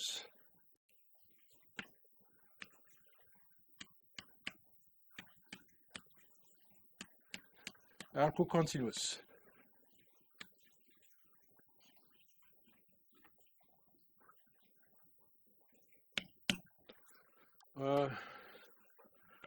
The second axiom is that the following square is a pullback for A and B. So if you take the coproduct of two objects, A and B, and you look at the inclusion, and you take the pullback, you take the intersections of A and B into their coproduct, then that's the initial object, that's zero. So this is a pullback. And three equivalence relations are effective.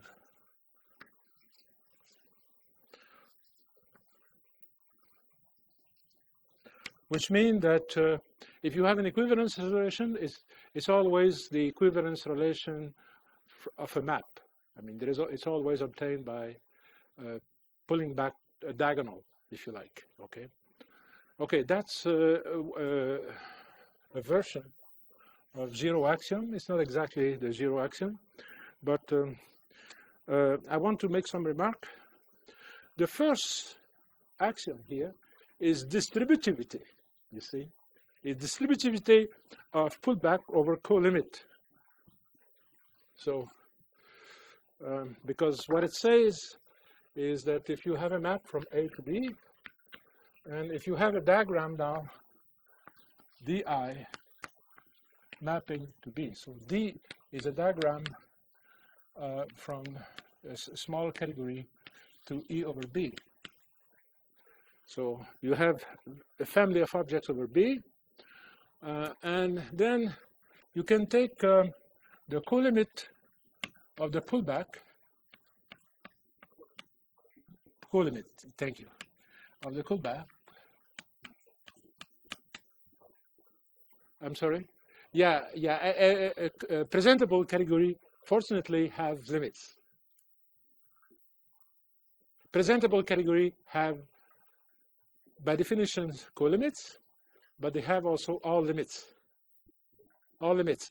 You see, it's the analog of this theorem or result, elementary, that if you have a poset, which is a soup lattice, suprema, then it must have enfima.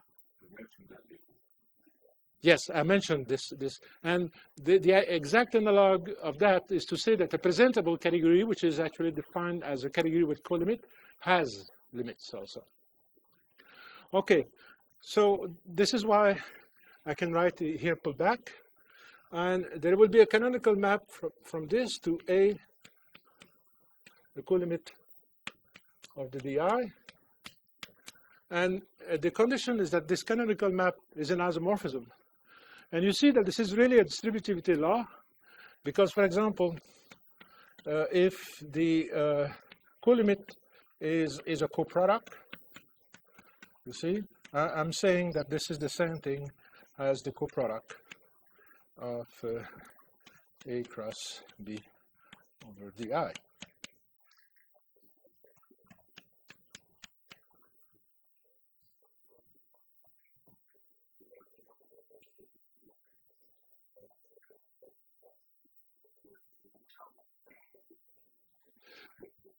No, I'm defining topos this way.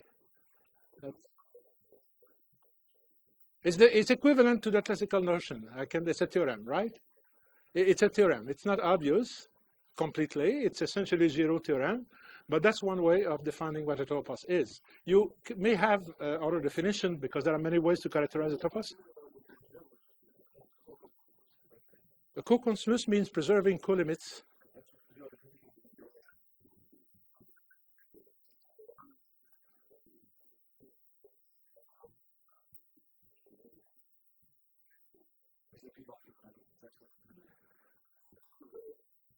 No. Forget about the definitions of the algebraic geometry. This is not what. That's equivalent. That's equivalent. I cannot prove it in this talk, but this definition here is equivalent to the classical notion. Okay, that's a theorem. So we can use this one if you like. If you don't like, you can use another one. But the reason I'm putting it here is that it clearly shows that the distributivity of finite limits and co-limits plays an essential role in the notions of a topos. Okay. Now, what is a morphism, a geometric morphism? Actually, I'm working here not in the category of toposes, but in the opposite category. It's a bit like working in the category of frames rather than the category of locale. So I'm going to define the algebraic notions of a topos. So, or the algebraic, okay. So a morphism, an algebraic morphism.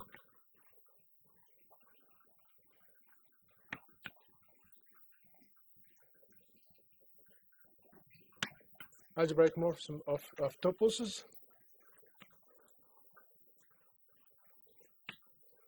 Let's say from E to E prime, I, okay.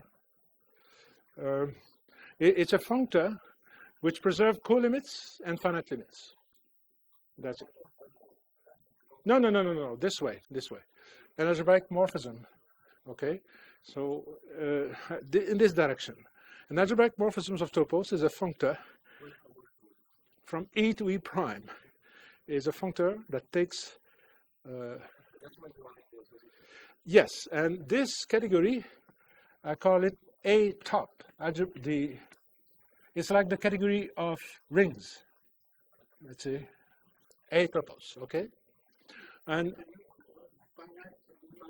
finite limits, and arbitrary co-limits.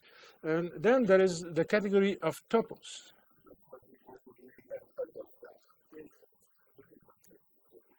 Okay, the category is the opposite of that. Okay, so this is like here.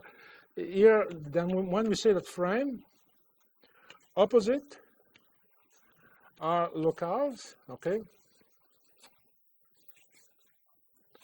is the category of locales. Well, we do the same thing here. In other words, locales is kind of a fiction with respect to frames, because it's just obtained by reversing things upside down, okay? Well, topos are also fiction. They are just obtained by reversing algebraic topos upside down. And these things are rings, okay? And what is the proof of that? It's the fact that the constructions I just gave of the free topos works. In other words, if you take a category with finite limits, so this is like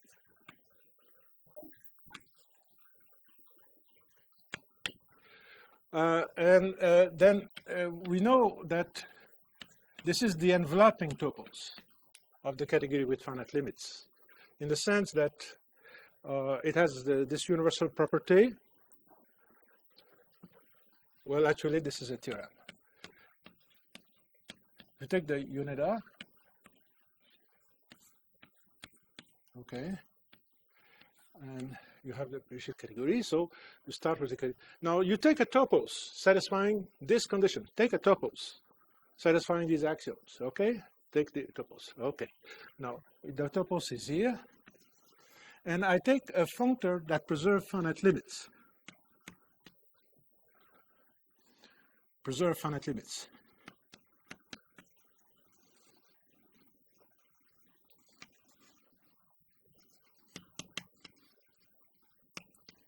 Okay, and then I know that there is a linear extension of it, which is what we saw before. It's the Levkan extension, the linear extension, F lower. We extend it linearly,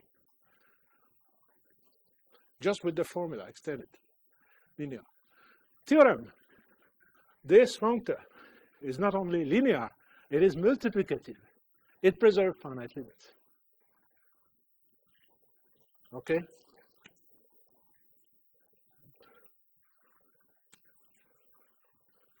This is, in some sense, this should be, or it could be, the fundamental theorem of Topos theory, but I don't want to say that because it may be in SGA4, actually. I should check. There are so many things in SGA4, and I never read it systematically. I may have missed this, but it could be there. But really, what it says is that there is a distributivity law between arbitrary colimits and finite limits, and from this distributivity law, the notions of topos, which is here, emerge. Okay, that's essentially the idea.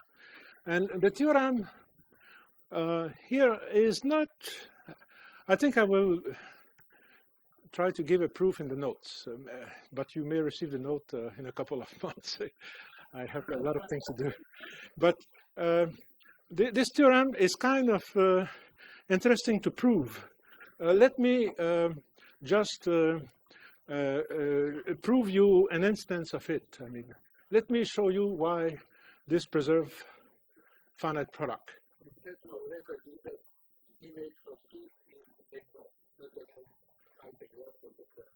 Exact. It's we may say a functor preserving finite limits can be said to be left exact. So I'm okay. So I'm starting with. I'm sorry. Yes, exactly. See, okay, okay, yeah. It's a morphisms of this type. It's an algebraic morphism of topos. It's a functor that preserves. I've sent. Okay, okay. Okay, so let me try to give you a quick proof of that, but it will be not complete. I will not prove that it preserves all pullback. I will just prove that it preserves product. And the proof is trivial. The difficulty is to show that it preserves all pullback, but for product, it's very easy.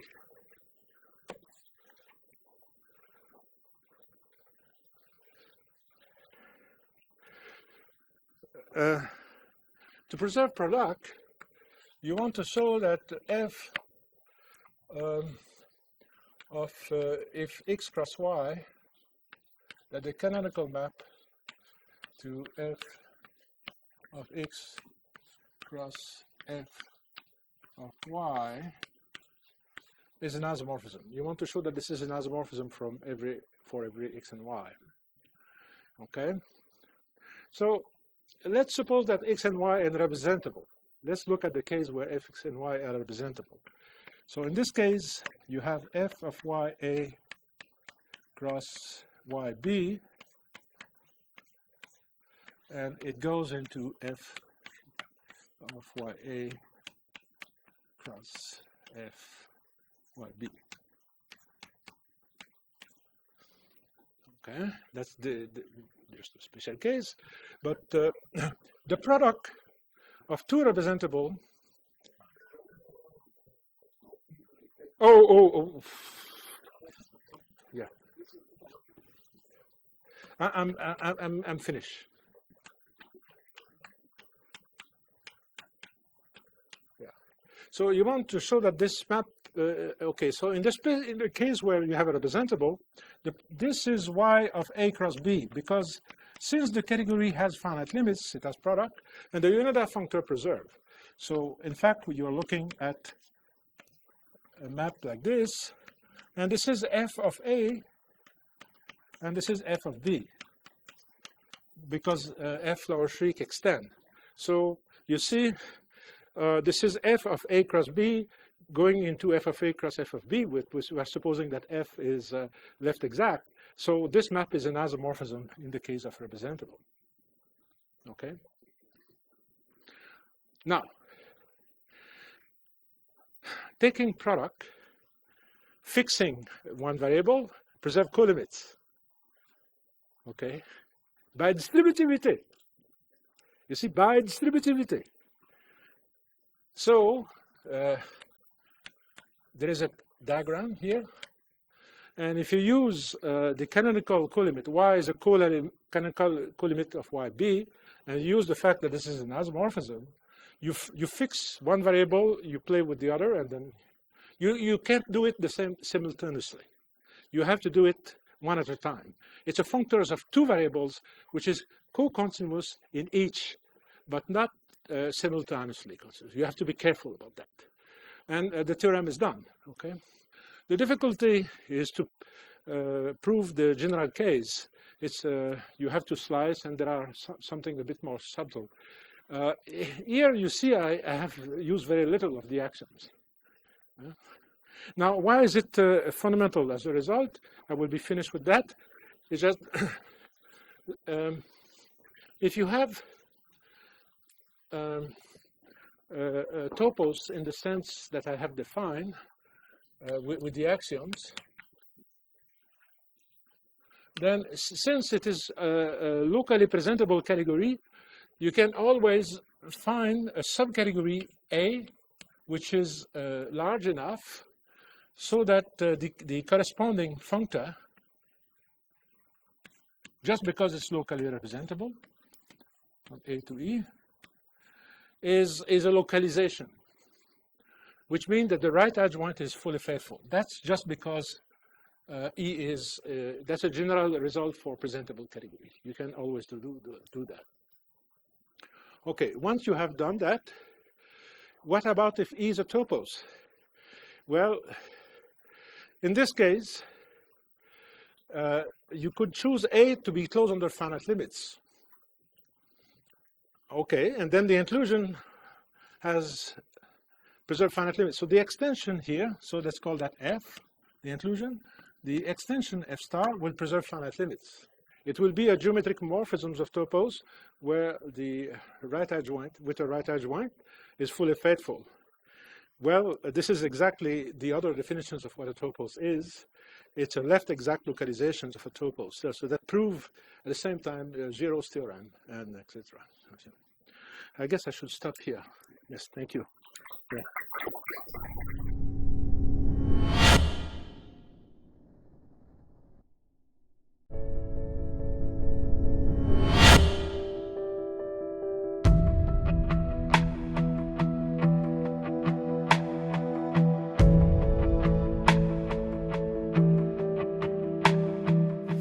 There's one item that I was supposed to talk about yesterday.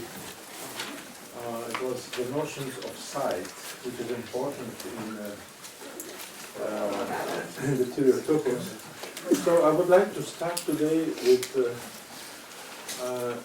discussing a bit this notion of site, and then I will talk about the logical aspect of Topos theory. So I may use the first half hour for discussing the notions of site.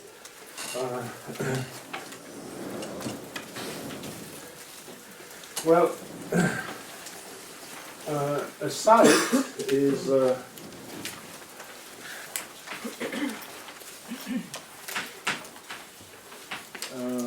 let's say is a small category.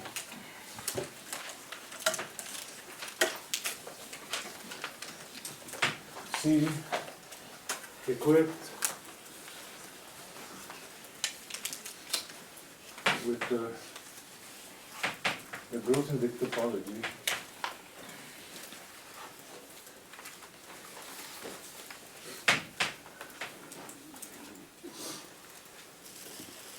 Let's say J.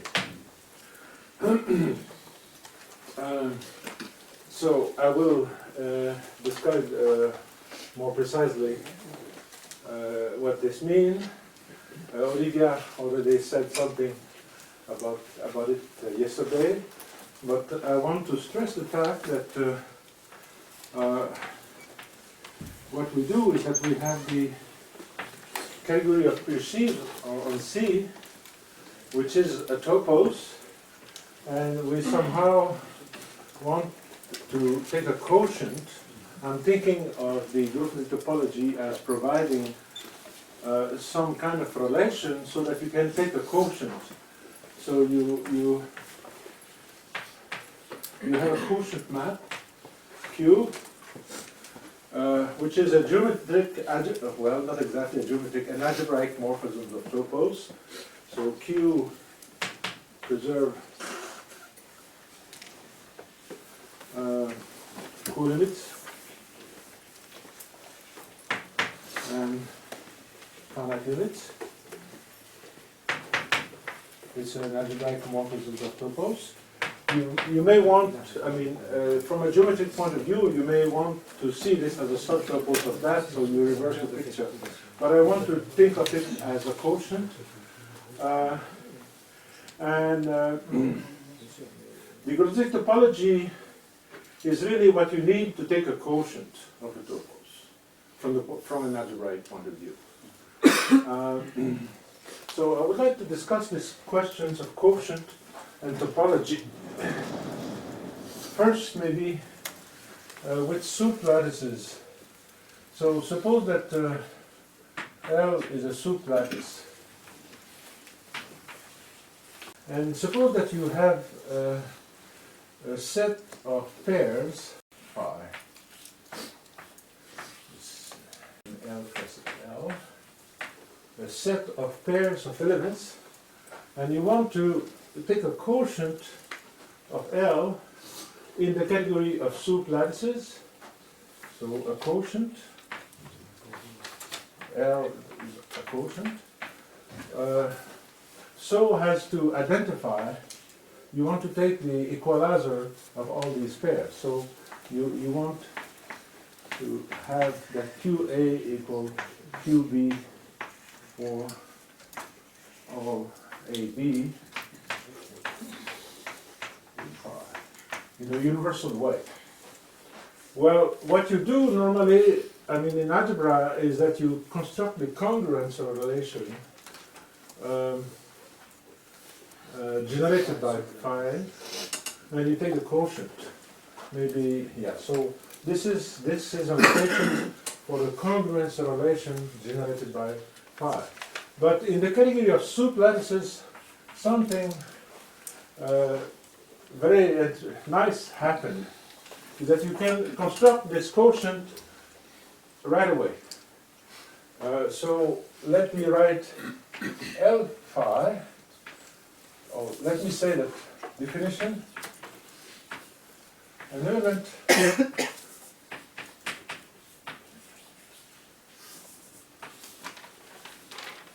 X in L is, let's say, phi sheaf if for all AB in phi, A is smaller than equal to X, if normally B is smaller than equal to X. So that's the definition. In other words, if you call an element phi sheaf, if the element is not able to see the difference between A and B, to see the difference on this side. Okay, so in other words, X is a phi sheaf if when this is true, this must be true also, and conversely. Okay. Now, if you write L5 for a set of X and L, X is a phi sheaf.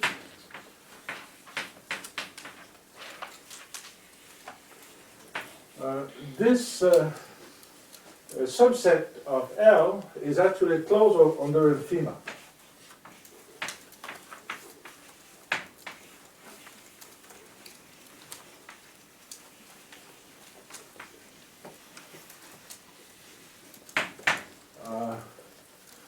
This is really very simple. Okay, let me very quickly sketch the proof. Suppose that you have a family of elements in L phi. Okay. I want to prove that the infimum, let me write X, the infimum is again in L phi. Well, you start, suppose that, for example, that A is smaller than X, then of course, for all I,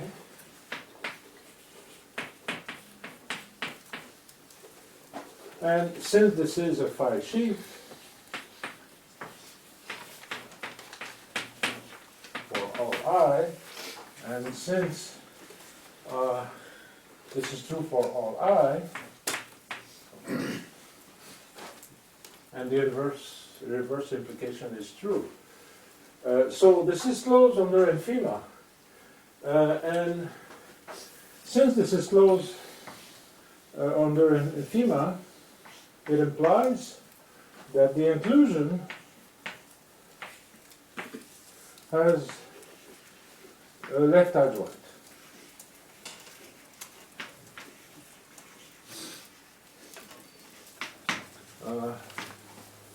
Which, if I call the inclusion U, then the inclusion has a left adjoint U lower 3 from L to L phi. This is true from, I can write a formula for U lower 3 of something.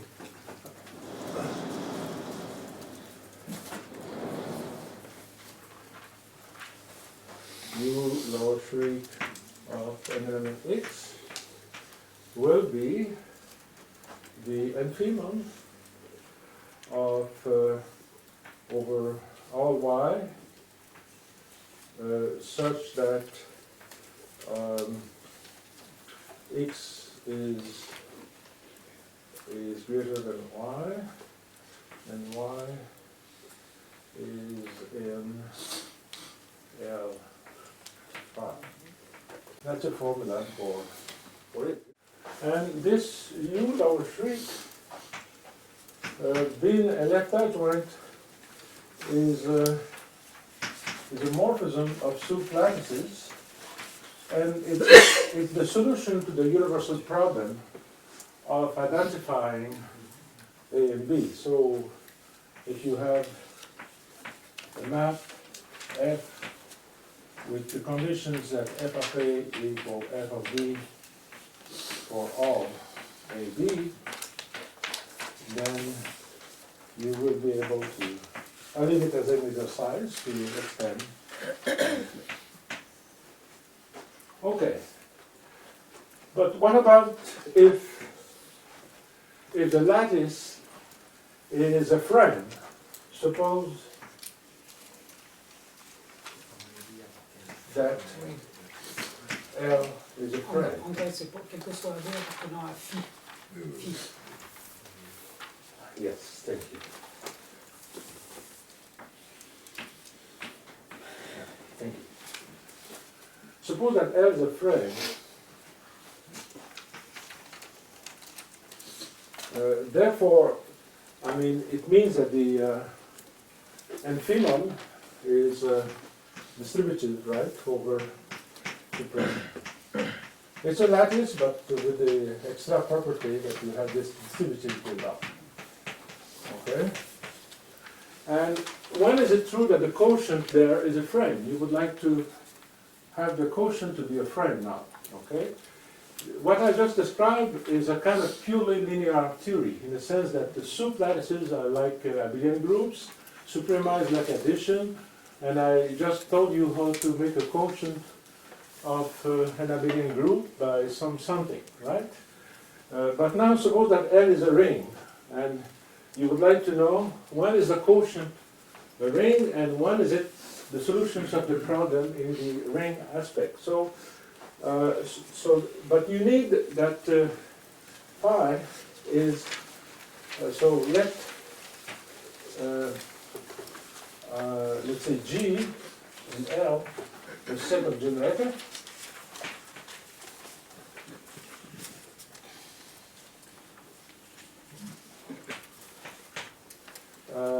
And now, what kind of generator? I mean, soup lattice generator or frame generator? You see there's a slight difference between the two. I think frame generator.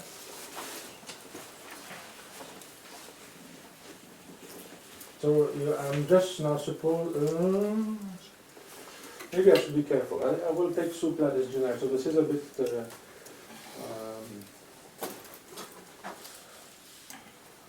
Yes. So soup lattice generator.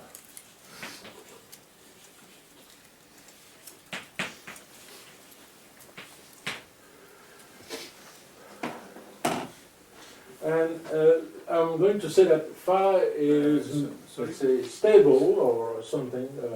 So the condition now, add the condition that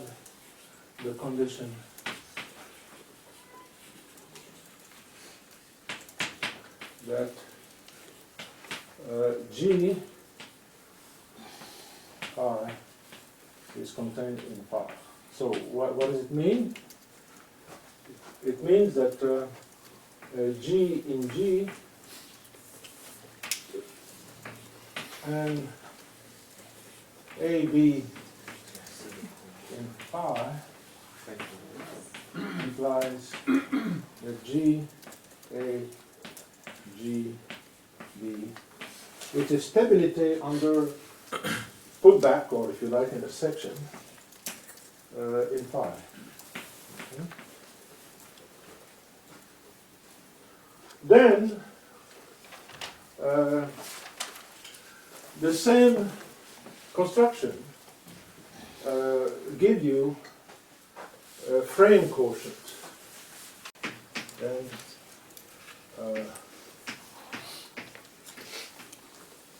L phi is a frame quotient.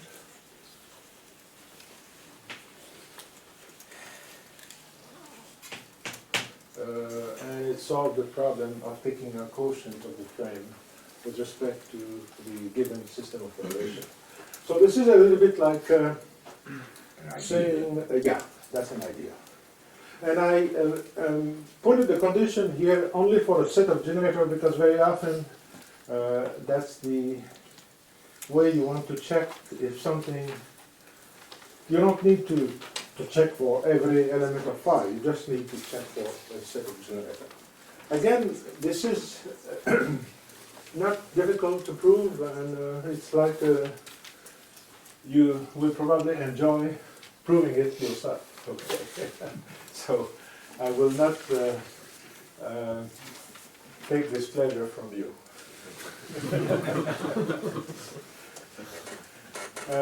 Okay. Now, this pattern is just repeating itself in sheet theory. This is exactly the same thing. However, I would like here to make a point about the fact that the pre-sheaf on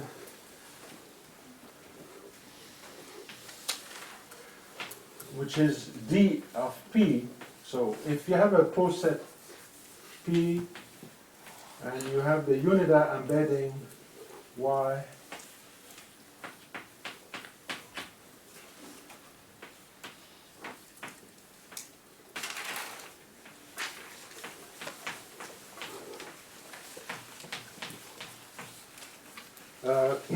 D of P is the coset of downward sections of P.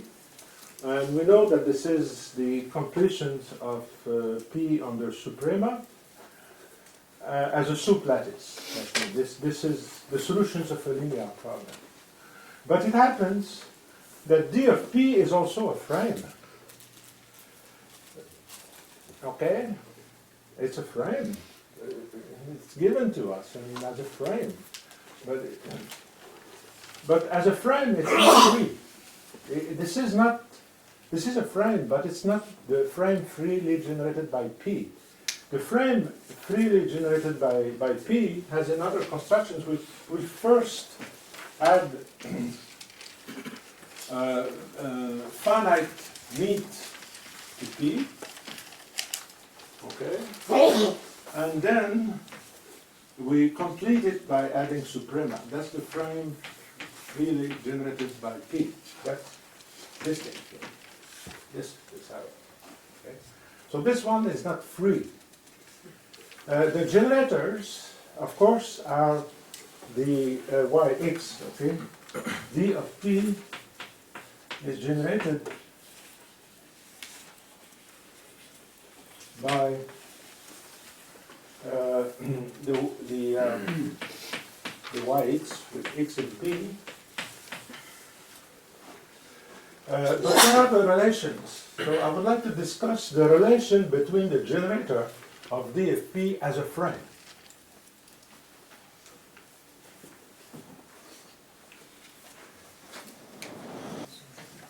The relations between the generators of D of P as a frame are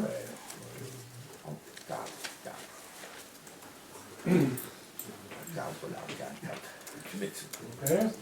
The first relation is that the supremum of all the generator is the top element. The generators, you see, this was true also. What I'm going to write will be true in D of P as a soup lattice. But I cannot write this relation in the theory of soup lattice because this element here belongs to the notions of frame. In a soup lattice, there is a top element, but it has no name. I mean, well, I can say it's the top element, but it's not preserved by morphism of soup lattices. Okay? So, if I write these relations, I want to write the relation between using formulas in the theory of frame. And I cannot write this relation in the theory of soup lattices because this element 1 is not a constant or an operation in the theory of soup lattice. It's not preserved. So that's the first relation. And the second relation is that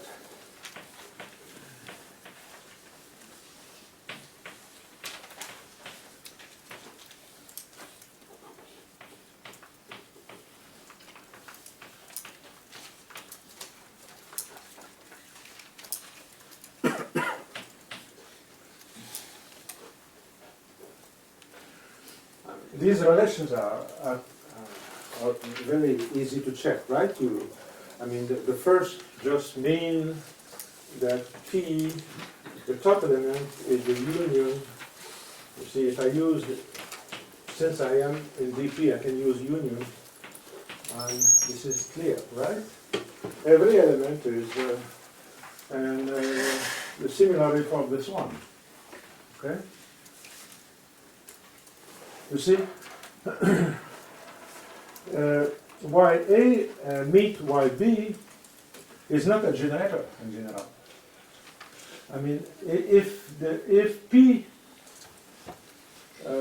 was a meet lattice, then YA meet YB would be equal to Y of A meet B. Because the unida embedding preserve intersection when they exist. But when they don't exist, the intersection between the two is not representable. But, however, it will be a suprema of things that are representable. So, and you just write it down, okay? So these are the two relations. It's an easy exercise to check that this is a presentation of dp in the theory of soup lattices, in the sense that if you have a frame A, and if you have a map phi that satisfies these two relations,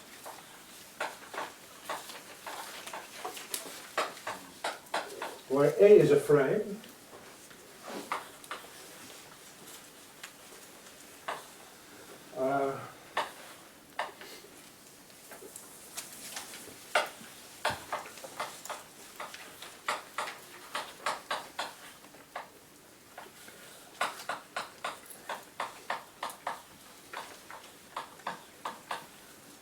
then there will be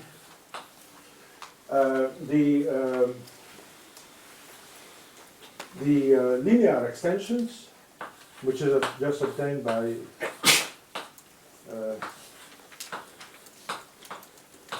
using suprema for S downward sections. In the diagram it's not D but P. Ah, thank you. So there it was P. Yes, right. So you have a map, you extend it linearly, and then you prove that phi prime preserve intersection.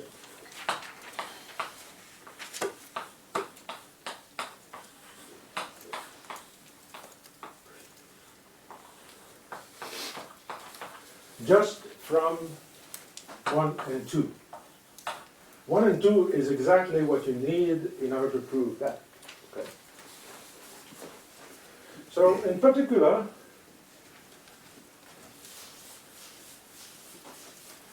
a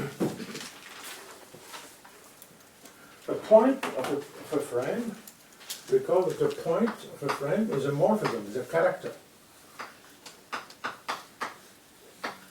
Or a character.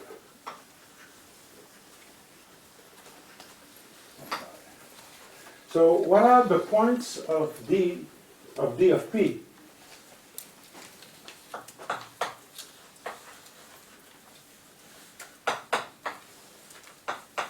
Of the frame, D of P, of the frame. Are subsets F in P that satisfies such that two conditions, P is non-empty, F is non-empty, and two, A, B in F implies, well, I should say also that F is upward close. Yeah, that should be. Okay. Okay, I forgot. F is upward.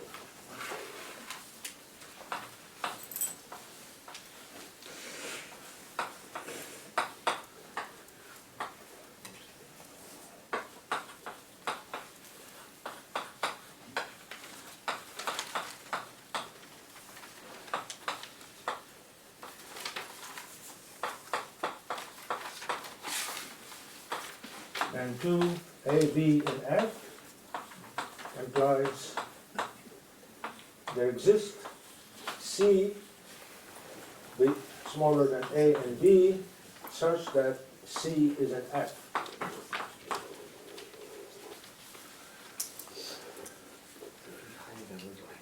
So this notion here is what we could call a prime filter on P. Okay? It's a prime filter on P. And why is this true? It just follows from these conditions. You just a character will be on D of P will be if you restrict the character to P, you will have a map from P to 1. It will be the characteristic functions of something satisfying these conditions here. And if you look at this condition, you see that it will be the characteristic functions of a prime filter. So F is a set of x in P such that P of x is 1.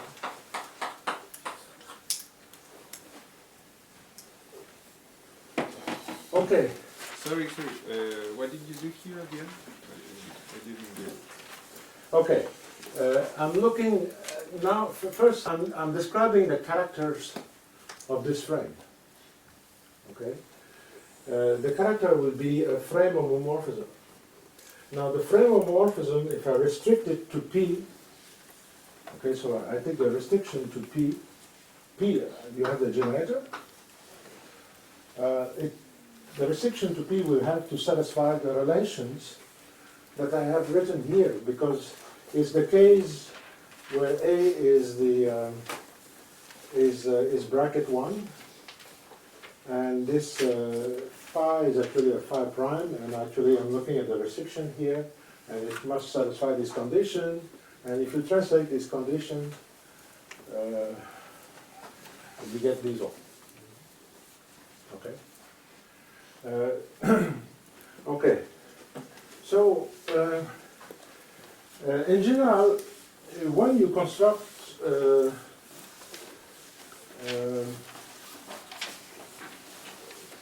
a frame, you may construct it from generators in general.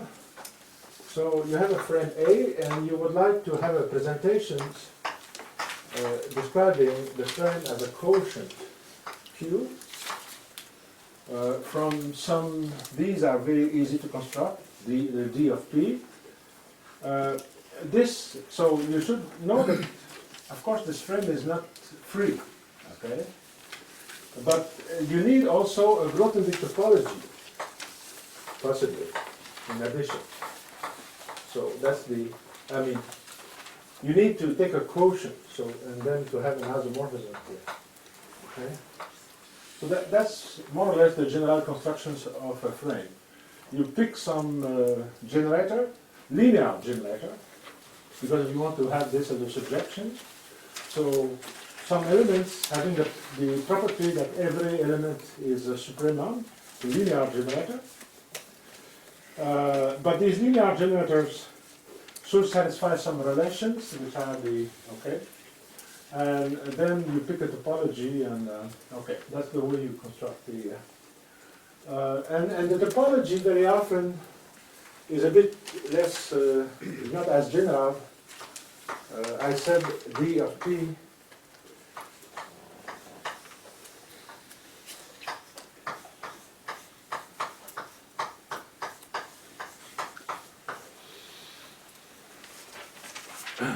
Instead of having a relation here, you may as well have a relation here. Okay? So it's a relation between the lower sections and the elements of P. And this relation, phi of S, let's say A, is S cover A. So S, normally S will be contain a subset of our sheet, and you want to say that S cover A. And that's the, or phi cover. You see that you introduce a covering relation like this. You want to say that certain lower sections are coverings the generators. And then you need to say that some stability condition that if S covers A implies that S intersection B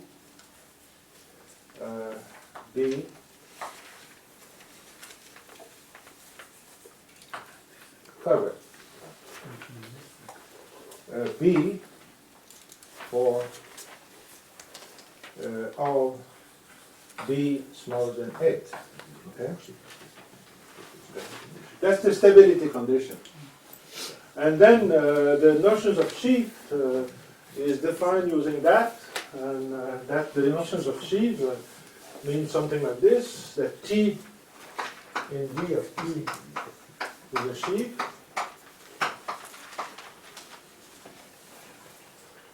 If for all S covers,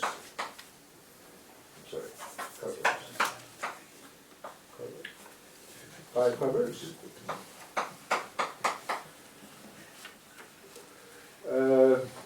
S in T implies A in T.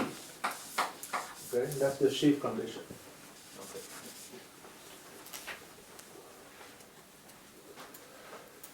Okay, so that's the picture for the theory of frames, and it happens that this picture does repeat itself completely for Topos theory. It's the same thing, except that you have to be a bit careful. There are morphisms around, and etc. Yes. When one starts with a botanic topology and one defines the sheafification, Yes. one is obliged to do it in 2 steps, to repeat twice the sheafification. Okay. What is the analog here? It's a good.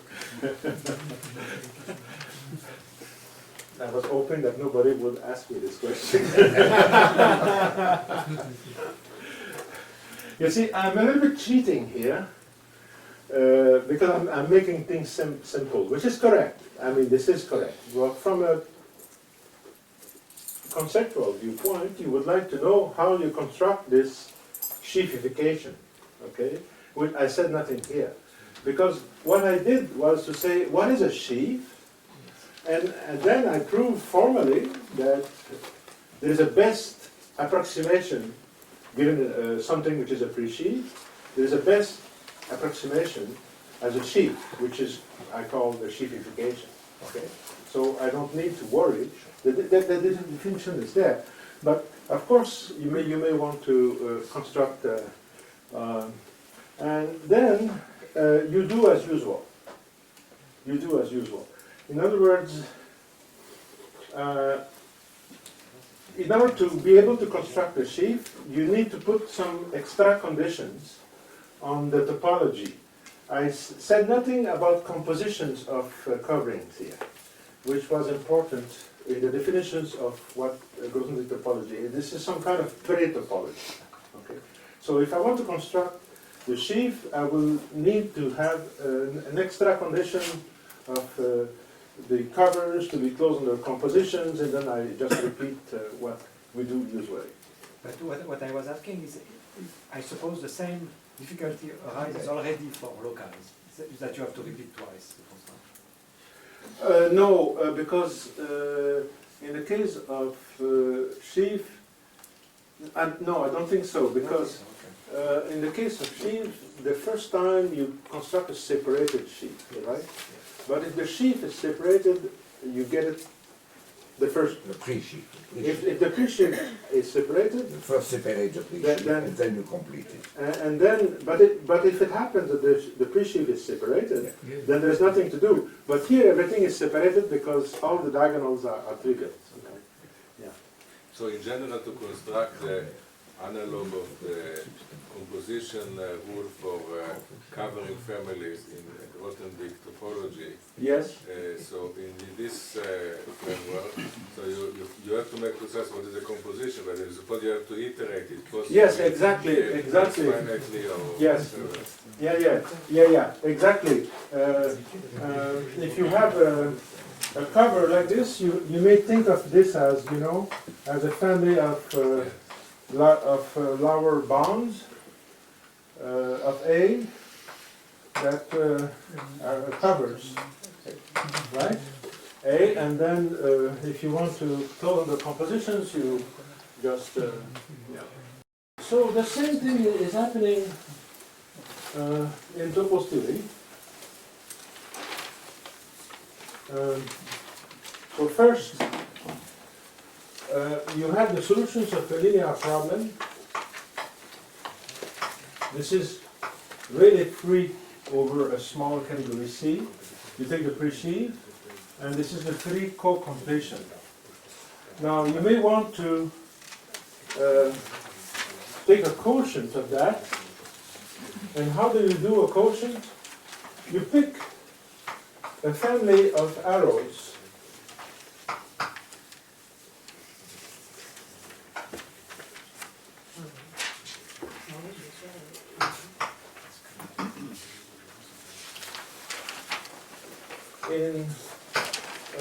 In C, in fact, you could in PSC.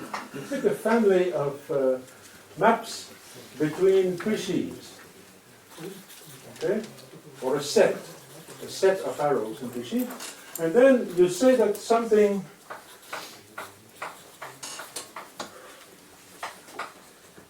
is phi sheaf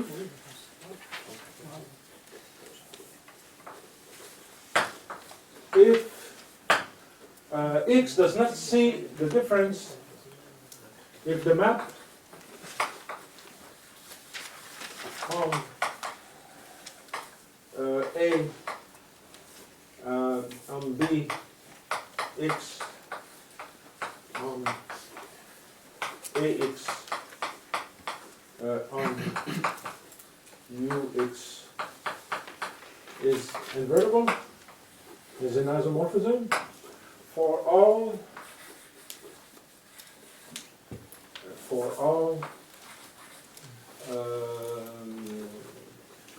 U from A to B in phi. Okay. So that's the condition that X does not see the difference, not between A and B, but the object X thinks that U is invertible. And then it happens that if you look at the full subcategory of PSCI, the full subcategory of the pre-sheaf category, whose objects are the phi sheaf, then this thing has a left adjoint. This is a complete subcategory and it has a left adjoint, maybe L phi, it's sometimes called localization, and it's the solution of universal problem.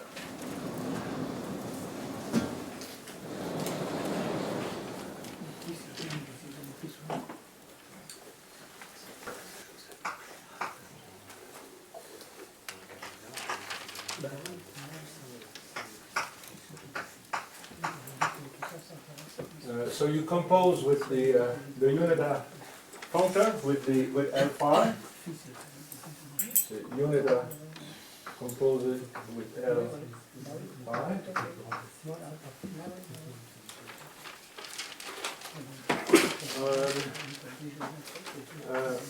If you have a functor here that inverts all the maps in phi in the sense that, well, you have to say that f lower street of u invertible. By f lower street I mean the continuous extensions of the functors to the pre-sheaf category. If this is invertible for every u or all u in phi, then there would be functors here that is co-continuous and invert, and it's a solution of the problem of inverting all the arrows in pi. And this category is what we call presentable, or in the language of Gabriel and Ulmer, it's called locally presentable. But today people have started to call that presentable category. So locally presentable or presentable category are the same. This is all presentable categories, so-called presentable categories, are constructed this way. You take a small category C, you take a small set of arrow, and you do this process, and you get, so it's a kind of generalized Topos theory, in the sense that you just get here a category with co-limits, with generators, and that's essentially it. There is no other property than that. The generators are small, so-called, and etc. Excuse me, I didn't understand just. I'm sorry? I understood. But can you start from, in this localization, you can start with what you call, instead of press shift of C, you just need it, this is what you call a presentable category, and then you take a set of arrows and you can do this, or do you need to start with a free shift? With he? Yeah. No, to do this process of... Oh, yeah. I did it for pre-sheaves, but you could start with a presentable category, start with a set of maps here that you want to invert, yes. and localize, and you have the same theorem. Yeah.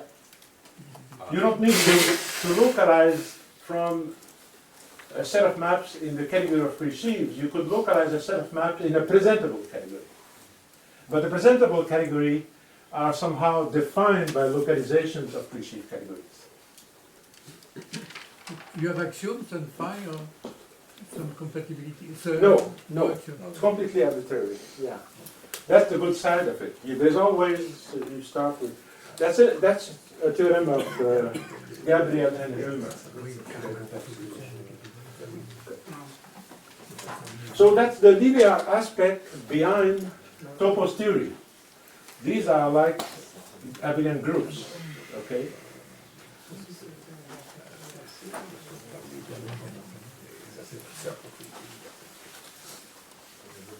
But then you want to know when is this a topos? Okay, and that's where the so-called Grothendieck topology happened. So, or the notions of site. So this Grothendieck topology here is the following data. Phi is a set of monomorphism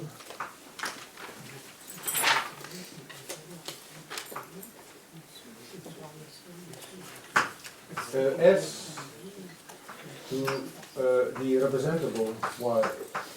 A. Okay. So I'm choosing monomorphism this time because I want that the localizations be a topos, and this is called covering seed. Okay, A is a representable. A is in C, and so this S is actually a sub-presheaf of YA. So you start with the collections of monomorphism like this, and you suppose that the collection is stable under pullback. So condition stability.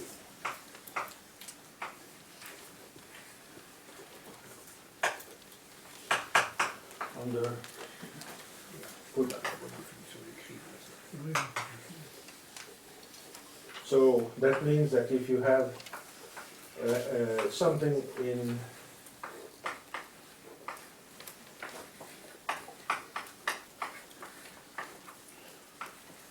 if you have a map F from A to B in your category and you pull back a cover, the pullback means to be in phi. This monomorphism needs to be in phi again.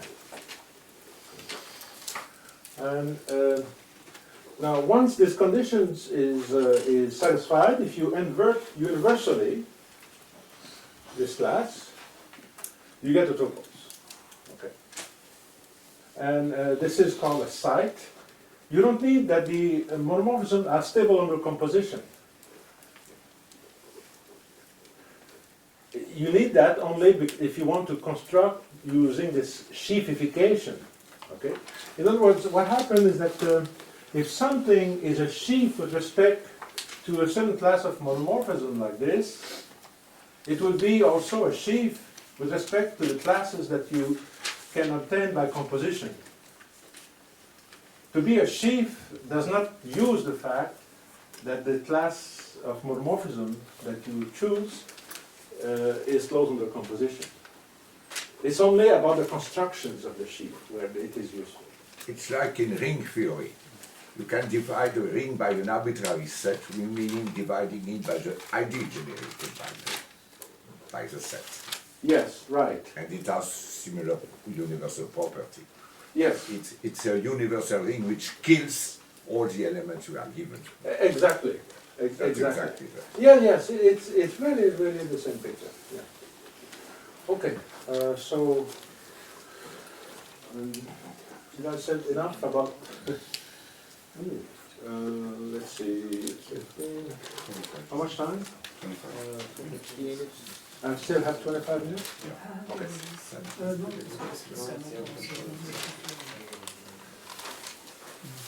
For the rest, I'm going to talk about the logic and Topos Theory. Olivia said something about it, geometric logic, in her course yesterday. She will say more today. But I will begin with higher order logic, which is a different subject in some sense. So this is tiene lo bien.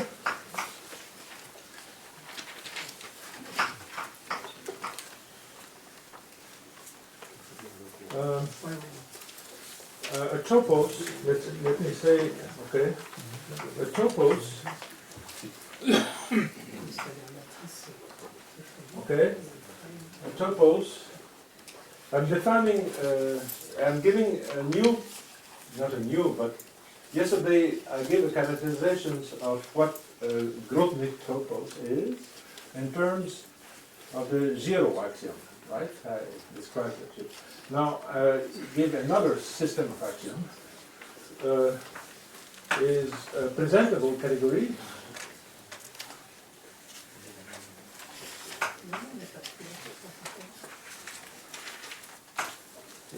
such that, which is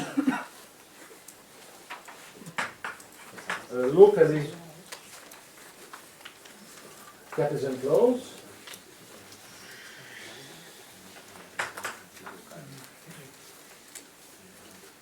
with a subobject classifier.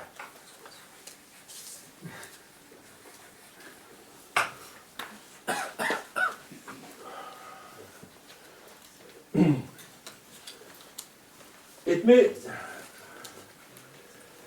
didn't define the concepts in the locally presentable. well, I'm sorry, locally Cartesian. E is Cartesian closed.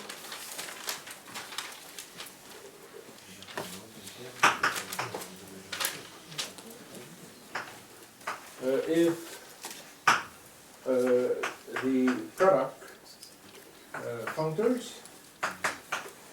if it is Cartesian, so if it has product,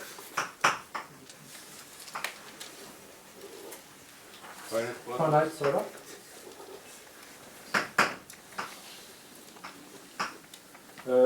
and the functor has a right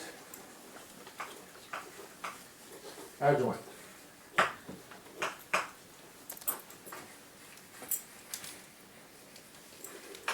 For all A in E. And the right adjoint is denoted as an exponential. So the right adjoint is denoted exponentiation by A. And the right adjoint is an internal Hom? Yes, Yes. right. It's, so you have that A cross B. To C, there's a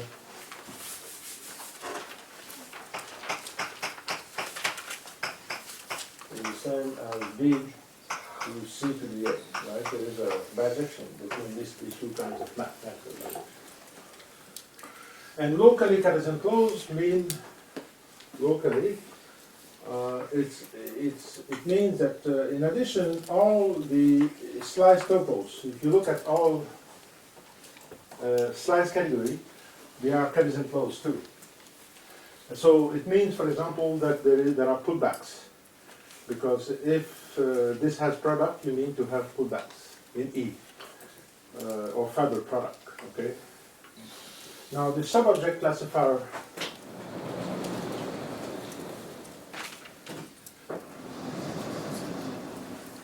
means that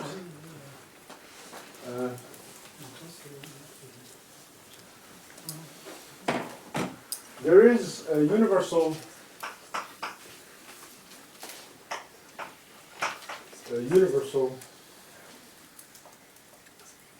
monomorphism.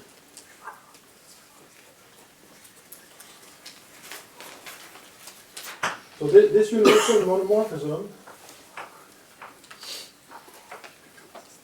the target of it is a certain, and the source turns out to be the terminal object. This needs to be proved, but this is, and the point is that for every A and every monomorphism, there exists a unique pullback square, like a unique map, such that this is a pullback. Okay.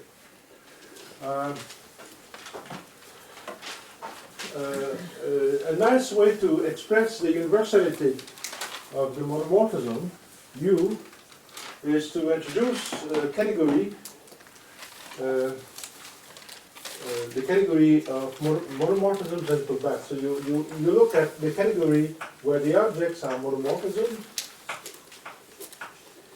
and the objects are the monomorphisms in E, okay? And where the morphisms are the pullback square. Okay? You look at this category, the category of pullback square. Pullback squares of monomorphisms, right? And this thing is saying that this category has a terminal object. This is the terminal object of the category of pullback square of monomorphism. That's one way of describing the universal property of omega. Okay, and André, excuse-moi, Yes. mais il me semble que tu devrais dire. Donc, si je comprends bien, cette définition, c'est pas les topos de Grothendieck, c'est les topos élémentaires, c'est ça? no, this is the Grothendieck topos. Il a dit présentable. Ah, c'est à cause de présentable, d'accord. Okay, and now, Laurier understood that you could do a lot just by the axioms that it is locally representable and a subobject classifier. I mean, most of the constructions, or many, could be done. So you drop the presentable. You just start with the category, which is locally Cartesian closed with a subobject classifier, and that's the notions of elementary topos. Okay. And this is really very, of course, very nice, important discovery, because, let's say, Mitchell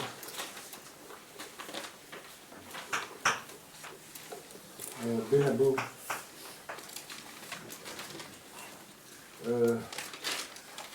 saw also afterward that you could interpret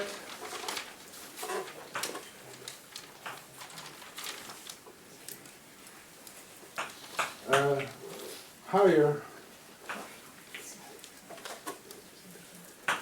order set theory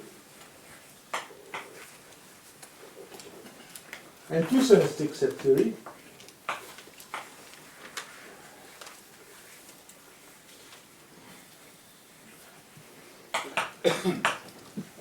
in any elementary topos. In other words, you can use the usual notation of set theory to work in a topos. You can, for example, the power set, what the power object is, which is defined to be definition to be omega to the n. Okay. You could say that omega to the n is the set of subset of A, for example. Okay. That's the power set. We know that P to the A is an object in a topos, and we know that it's not the set of subset. However, using this Benabou-Mitchell language, it shows that you can interpret this thing as meaning that, and as well as all the axioms of higher order set theory, and it's a model of set theory. Which kind of set theory you speak about? Because in usual set theory you can form higher and higher cardinals, so it's like bet, alpha, and so does it exist in, I don't know. Yeah. So there are some small restrictions of this kind of set theory. For example, you may have a natural number, and then you have P of n, and then P of n, it's all there, etc. It's all there. But you don't have, you may not have something beyond. Okay? Okay. So, but for most, mathematics is mostly involved with this sort of, okay, you don't need to go much beyond that, so it contains a big chunk of mathematics today, right? Yes? Can Lowy topos, which is not the Grothendieck topos, seen as the Grothendieck topos in some weaker model or set theory? Okay. I don't know. I would like to know. Yeah. Okay. Okay. So now, when I Benabou first explained that, I think in a meeting in Montreal 1974, and I was very excited. I had worked with geometric logic before, but this was not geometric logic, it was the whole higher order logic. Because it was showing that you could do Topos theory without using category theory. That you could somehow, the point is not that you should not use category theory, but you don't need to use categorical notations all the time. Okay? You just make reasoning that are just like classical, and this is very good because sometimes in category theory you have a proof and you have a huge diagram, arrows are moving all around, and you say, wow, what is this? It's difficult to understand. You have, or at least I find it sometimes difficult to understand. But if you succeed to translate what this diagram is saying in this language, sometimes it becomes obvious. So in other words, there is an alternative to understanding. It's not that you should not use category theory, but sometimes the classical notation are more comprehensible, and therefore you should use it when it is the case. Okay? Okay? So,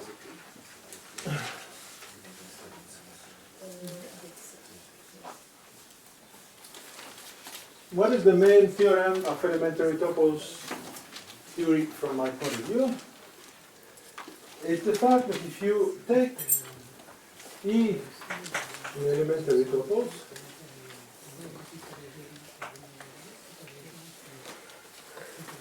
of course, the topos doesn't need to be elementary. It could be a topos, okay?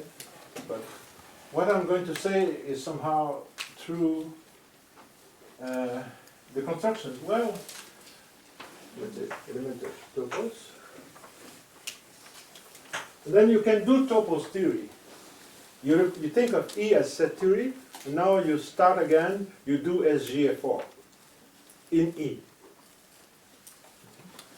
So, for example, you first look at categories inside E, cat E. Okay. So, what is a category inside E? It is an object of arrows, an object of objects, and a source and target map, and then a composition law that will be like a map like this to C1. It's everything. I mean, it's everything that you can do. Usually in mathematics, you can do it in a topos, and therefore you can do cat E. Okay, and then there is notions of a site. You can explain what is a site, and you can do topos theory inside the topos. Yeah, but in SGA4 what they do...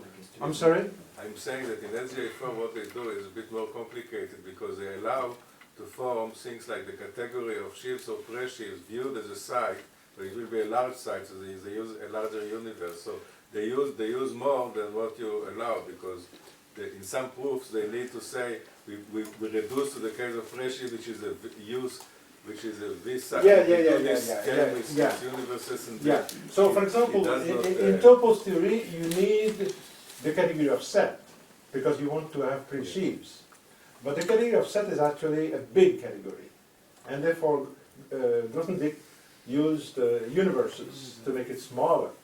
And you have always this problem that you have smaller categories and big categories. And usually a pre-sheaf is something in a big category. Okay? The same thing happened here, in the sense that you define what a pre-sheaf is. It would be a family of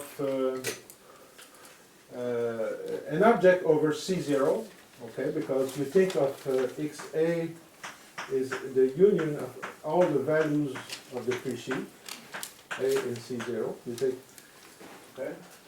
The pre-sheaf is like first a family of set, and then this family of set has an action, right? So you take T upper star of X, and then you will have a map which is the action to S upper star. So it's if you see like a descent condition and etc. You can explain what is a pre-sheaf, okay? But this pre-sheaf, you will have a category of pre-sheaf, but this category of pre-sheaf will not be small. Okay. It will not be a category object in E. So you cannot do the game of looking at, like in SJ4, where they look at Grothendieck topology is like on the category of pre-sheaves, or like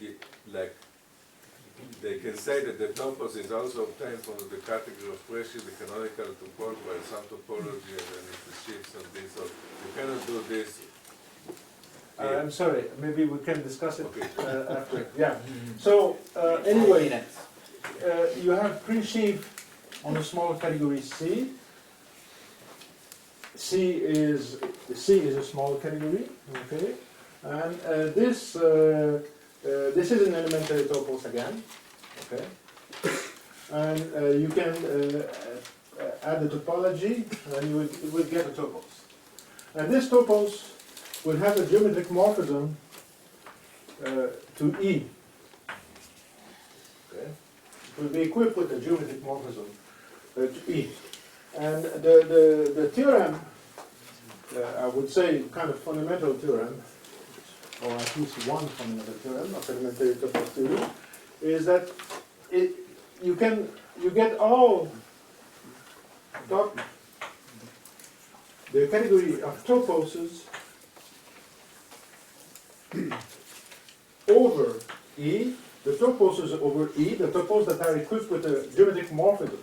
The target, okay, so there is a category of toposes over E that's equivalent, that all constructed from internal things here. So I would say that's the same thing as toposes. It's in E. It's a bit vague here because I have not really explained what a topos in E is, but it's essentially given by a site. A site is certainly a small object in E, and you can describe everything in terms of internal site, a small category in C, and with the topology, and okay. So this is kind of amazing. I mean, look,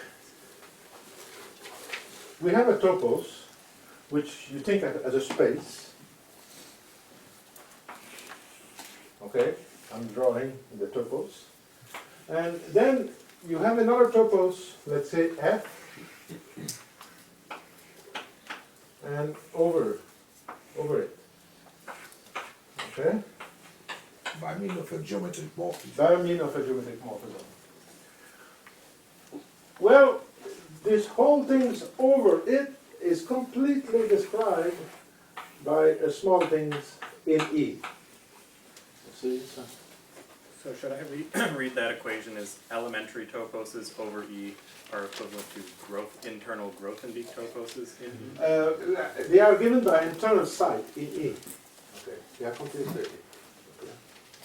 So you can prove things about toposes over E by walking in E. So a geometric morphism of toposes in the case of elementary toposes, what is it? Is it is a pair of adjoint functors? Pair of adjoint functors, yes. Yeah. F, let's say E is a Grothendieck topos, so-called. I prefer to call it a topos than a Grothendieck topos, right? And an elementary topos, I call it an elementary topos, right? I think that's the right terminology.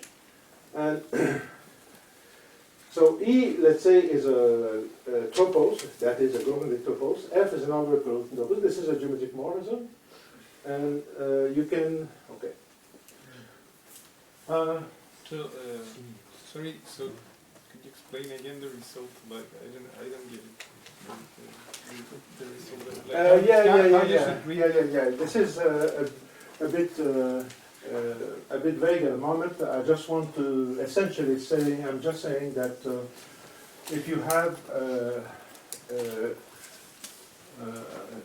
Grothendieck topos over E, then you can construct a site internally in E such that the category of sheaves on that side would be isomorphic. Well, you have a commutative triangles like this. Okay. So a presheet is a contravariant factor from C to E. Of course. Yes. And when you do the notion of a Grothendieck topology, you have to take a set of sieves. And do you take the set of sieves in the sense of set? If we understood in E or a set? I'm sorry. Maybe we can discuss that after because I don't have much time. How much time? 2 minutes? 3? Okay. Okay. So, in particular, you can do the theory of locales in E. I mean, some toposes are very simple. They are the locales in E. So if your topos in E is a locale, you get a special kind of topos over E, and which is called a localic morphism.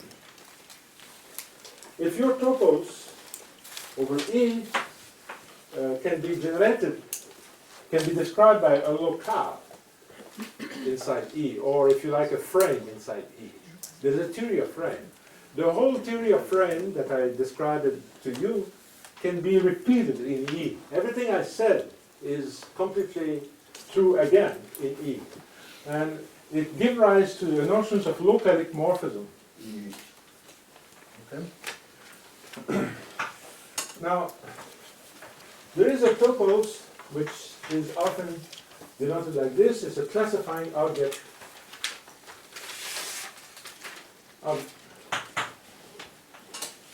object. Topos. It's the topos freely generated by one object. I mean, I denote it like this because it's like a polynomial ring. It's in the category of algebraic topos. In other words, if you have topos E and some object U in E, then there would be an algebraic morphism, phi, algebraic, that takes phi of x to U. So, and this topos has a very simple description. It's the category of covariant functor from finite set to set. It is a pre-sheaf category. It's pre-sheaf on the category opposite to the category of finite sets. Okay. And it's kind of interesting to look at locales in this thing. Let's see, a locale. I'm sorry, a frame in set X is a covariant functor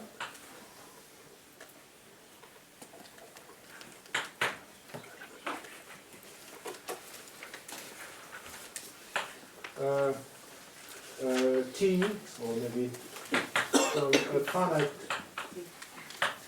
set to frames, to the category of frames.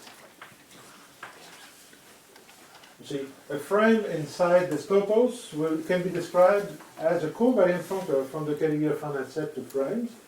And this covariant functor has various properties.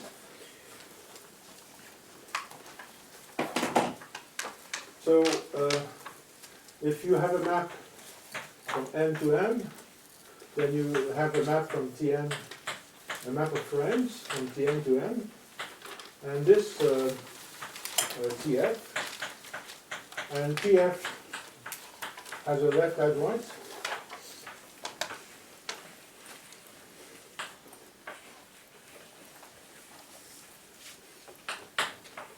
just F from Tn to Tn, and as well as other things. But the point is that T is a geometric theory.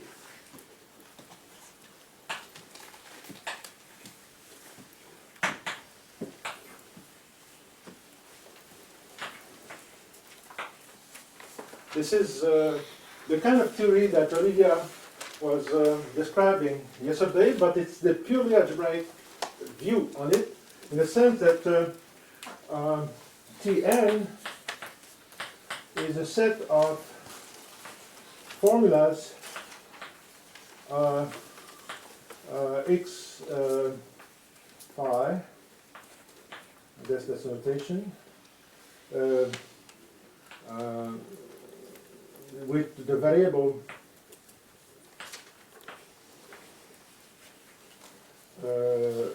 with the variable phi x contains in the first you have an infinite set of variables. So you look at, suppose that the variable contains between the first x1 up to xn, and you look at these formulas and you take the logical equivalence relation given by you have axioms and and this would be a frame by constructions of the logic of geometric logic, and it will satisfy all the axioms, and it will be a frame inside this topos. So what this thing seems to say, I will finish with that. Syntactic category for some geometric theory that were to describe. You say that this category set of X is a syntactic category for geometric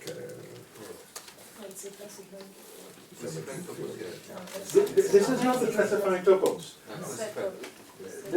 This is classifying topos for one sort. Yeah, exactly.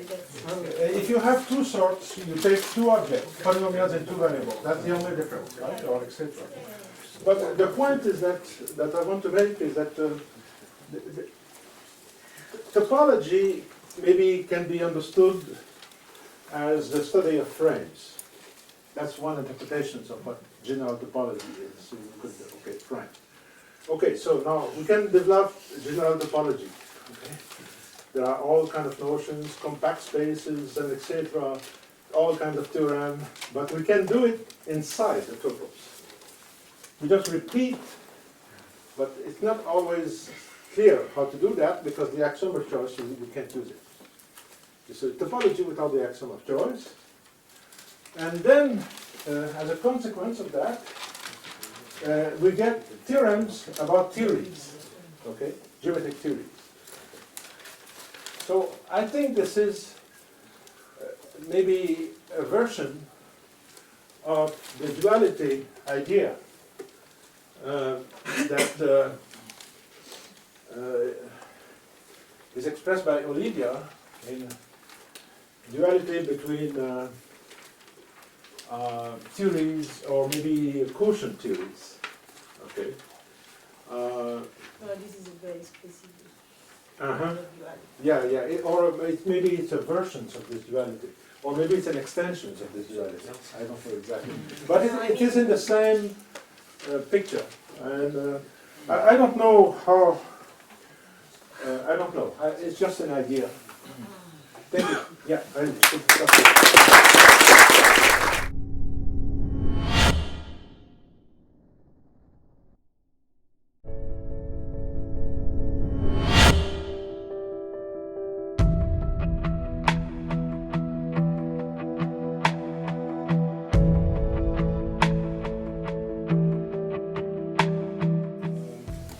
going to discuss higher Topos theory.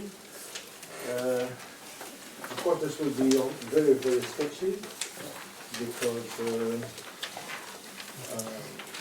this is a subject that is growing and with contributions, important contributions by many peoples. First, it was the idea of a higher topos was introduced by Charles Beck. He is a homotopy theorist.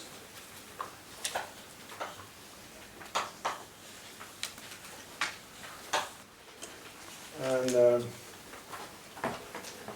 actually, I had the idea just for maybe in 1985 that one could possibly do homotopy left exact localizations of a diagram category, because I had a model structure for simple set sheaves in a general Grothendieck topos, something that I have described in a letter to Grothendieck, which was never published, but the letter circulated. And then I asked Bill Dwyer, there was a meeting in Bangor, if he knew left exact localizations of the category of spaces. And he immediately told me there is none, except the trivial one.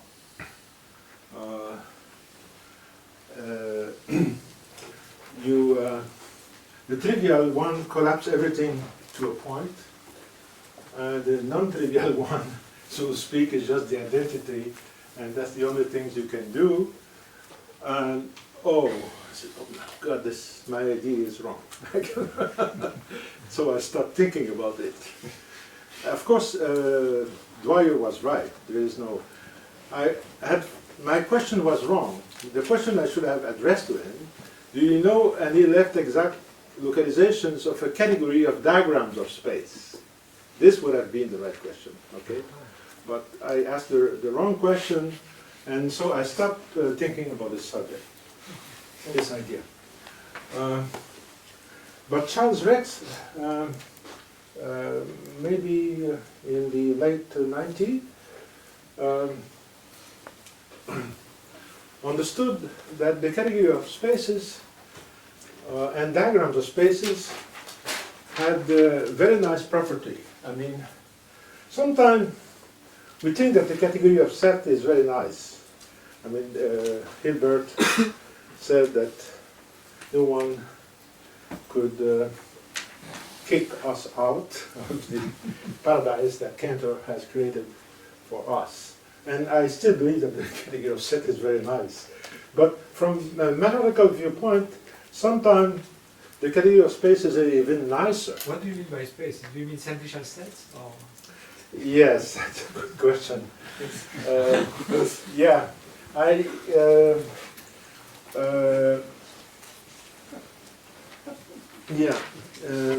you could take the category of spaces, of topological spaces, but you have to somehow invert weak homotopy equivalences. There's a model structure there, and every space is weakly equivalent to a CW complex, and therefore you could take the category of CW complexes. Except that the problem with the CW complexes is very nice, but it's not Cartesian closed. You take the hum between SUS and so you don't see what happens if you exponentiate. And we would like to have a category which is closed under exponentiation, for example. And therefore, CW complex is not the best thing to take. Can complexes turns out to be very good because they are closed under exponentiation. And so a good approximation for the category of spaces is the category of Can complexes. Yeah. This exponential problem, by the way, was just a critical question for Serre in his thesis about loop spaces and so on.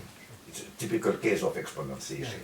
Oh, yes, And right. could not use CW complexes or that. That's what he was. Yeah, to reinvent a new field. Aha, you use cubical set in this Yeah. case, right? Well, but not only that. Okay, simple set and etc. Yes, right. Yeah. Yeah, yeah. Yeah. Yeah. So maybe just a small picture of, I mean, in my talk yesterday, I said that we study spaces by looking at maps into a ring, or continuous map into, or maybe smooth map or algebraic map into a ring. And so we look at map XR, and we formalize the properties of this object. It is also a ring, and in the case of locale, the ring, or in the case of locale, is 0, 1. I mean, with the topology where 1 is open, the Sierpinski space, that's the theory of locale. You mean it's a Boolean? No. Sierpinski topology. It's a Boolean? No, because the topology is... Yeah, the topology is there. Yes, so That's all. it's not Boolean. Sure, but algebraically. No. There is no, the negation, the, let's call that Sierpinski. No, but that's what I mean is that, okay, the sum is the obvious sum, with 1 plus 1 is 1, and the product is the ordinal product. Oh, That's what I mean. Yes. This is yes. Sure. Okay. That's what I mean. That's Ah, yes. yes. You mean it's a commutative quantile, maybe you would like to say. Yeah, why it's, yeah, sure. Yes. The only thing is that you change the topology to make a semi-continuous function. Yes, but they are actually continuous. I mean, I know, but what I mean is that the topology that you take is really the topology of semi-continuous functions, upper semi-continuous functions. Because 1 is open and 0 is not. So it's a semi-interval. well, they are, let's the leave it for semi-continuous another discussion. functions are continuous. For this, when you choose the certainty topology. Well, that's what I choose. But you are laughing, but it's not because the point is that, for instance, if you take values in Rmax and such things, okay, then the topology on Rmax would be, the correct topology would be the semi-continuous topology, so to imitate the certainty. Well, I guess we are talking about the same thing, with a slightly different language. This picture, I mean, somehow these map to the Sierpinski space what they somehow detect open subsets, right? They give you descriptions of the open subset. But what happened in the case of a topos, they maybe should.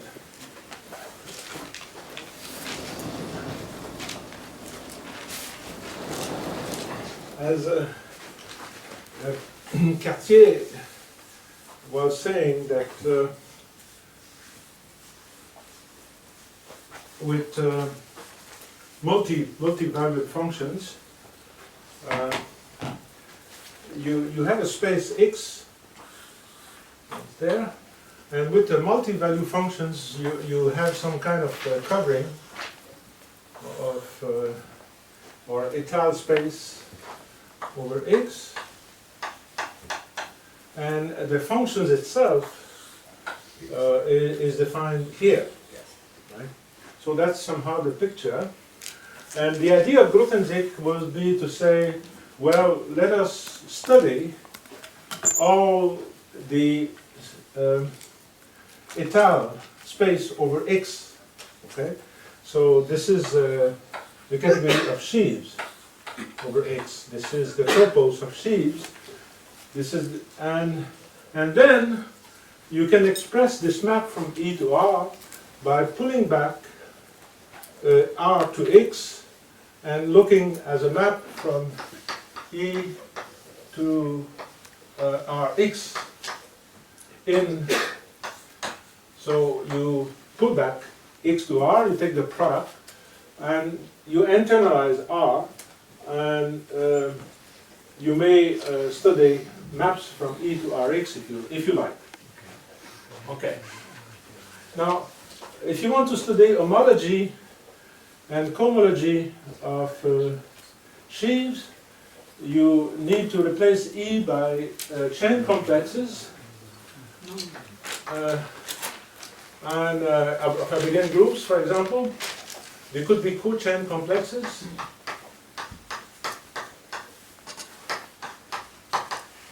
Over E, over X.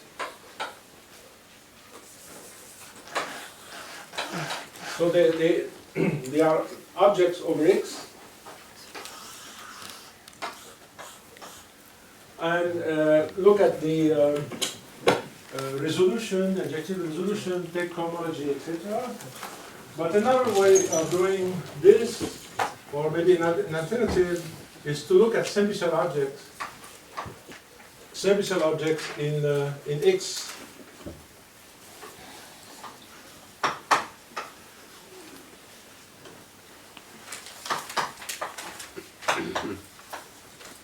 To internalize the notions of simplicial object, you get the simplicial sheaves and do the homotopy theory of simplicial objects in X. So you mean this is for the Dolcam correspondence? That's what you're doing, right? Yeah, but you can do it non-abelian if you like. and you get non-abelian cohomology if you do that. There is a model structure here. And When you say in X, you mean in sheaves of X. Yes, right. Yes. So, in other words, in this picture, you replace, instead of just the pure sets, you have arrows, for example, because a simple set has arrows, and maybe triangles. You look at structure like this over X. Okay, so this looks very much like a combinatorial representations of a space over X, because at each point you will have a simplicial set which is equivalent to a space by... I have a stupid question. I mean, if you take simplicial object in sheaf over X, is that a topos? Yes, it is a topos, right. It is a topos. Yeah, but the one thing, it's maybe the first, one of the first examples of an infinity topos, because the notions of isomorphism between object here is not the notion of usual notions of isomorphism, it's notions of equivalence, or homotypic equivalence. So if you use this notion, you do get an examples of an infinity topos. Okay, so so Topos theory, in some sense, is about replacing the Sierpinski space by the category of set. So let me draw it like this. In the theory of locale, or frames, you consider maps from X to the Sierpinski space. That's the basic thing. In Topos theory,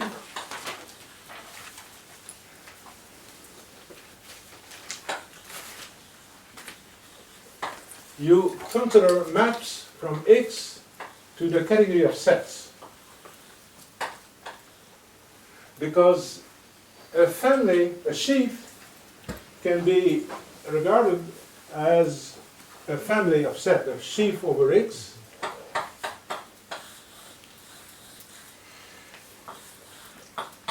You have a point, and if you look at the fiber, so for each point of X, you have a set. And so you look at families of sets parameterized by the base. And so you're actually looking at a map from the space to set. So you start to sort of considering that the category of set is a space itself, because a sheaf can be regarded as a continuous map from the space to this kind of new space. And this point of view is completely correct in the sense that in Topos theory,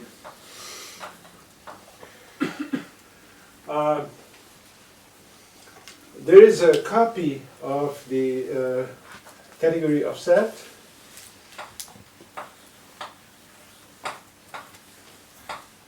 which is the classifying, it's like the affine line, it's a classifying object topos, you see, and a point of this topos is a set. It's like, if you look at it, a point of this topos, a geometric point of this topos is a set. So now a geometric morphism is the same as choosing an object here, because algebraically it goes the other way, and you just need to interpret X into U. So literally, from this point of view, an object of the topos is the same thing as a geometric morphism into the space of all sets. This represents the space of all sets. Okay. And higher topos theory, we want to replace higher topos theory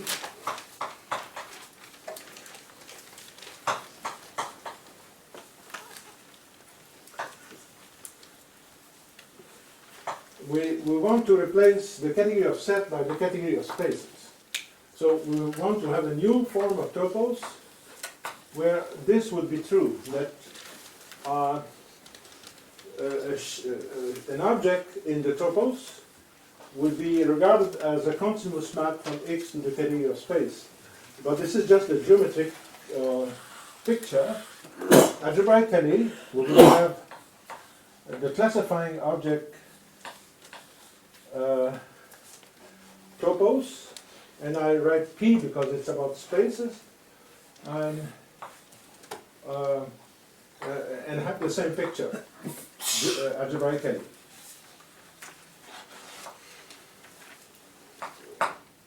So in other words, instead of looking at families of set parameterized by the base point of the space, we want to look at families of space parameterized by a base point of the space. That's conceptually, that's what's happening with higher Topos theory. There's a new notions of space, which is based on the idea that a sheaf here is no longer a family of sets parameterized by the points, but it's a family of space. Typically, for example, bundle in bundle theory. There's a topology. If you have a bundle, bundles of geometric kind of bundle, the bundle normally is not discrete. The gluing maps are not discrete, and there's a problem in algebraic geometry. You can go around the fact that this is not discrete by looking at gross topos, sheaves, and etc. But you need to go to gross topos for that. Now we want to take a different point of view. But the inventions of higher topos by Charles Reck, I don't know exactly what was his motivation, but his observations is this. Descent, generalized descent.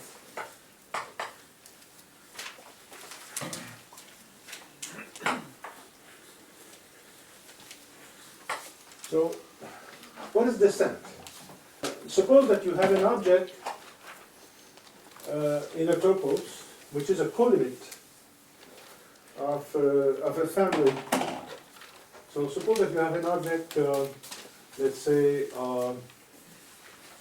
B, which is a colimit of some family or diagram. Okay. So you have a diagram, and we write the diagram here. Okay, I have DI, the objects in the diagrams, and B is the colimit. Colimit. I is I of DI. Okay. Now, if you would like to understand how to build things over B in terms of building things over DI, which means that if you have some object over B, and this is the projection PI,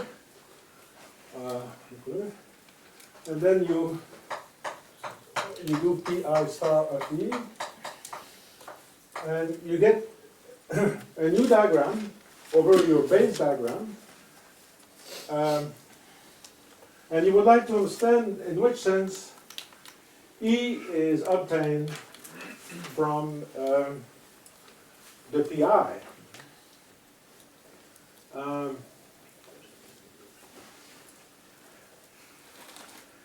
And you would like to put some descent condition so that you have an equivalence category between E over B, the topos, and here I'm pulling back, so I have the little pieces E over DI, and I have a diagram of toposes, so I would like to take the projective limit of this in some sense, and I would like to say that there is an equivalence of category. The diagram is given. The diagram is given, And we would like to know for which diagram is this true. Okay, so I will give you examples where this is true and examples where this is false.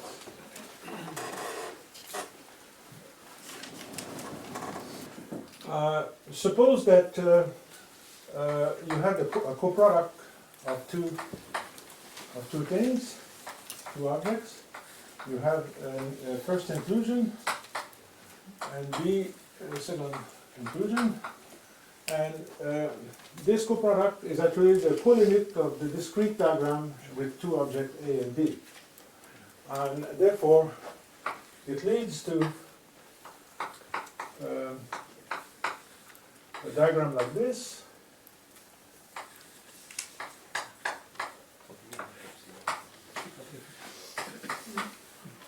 Okay. And you would like to say that this is a product diagram.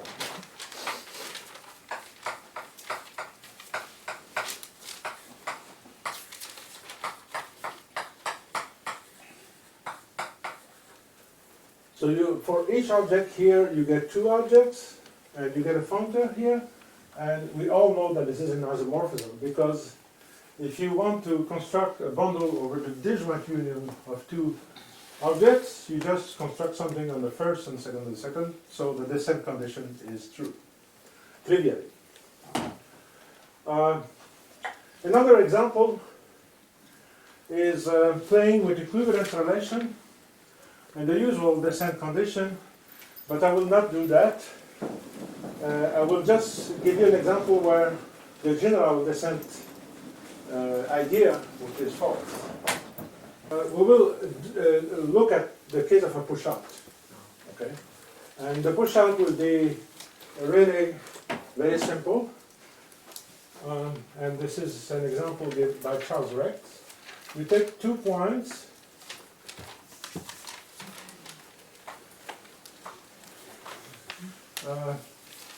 you map to 1 point, and you map to another point. So it's 2, 1,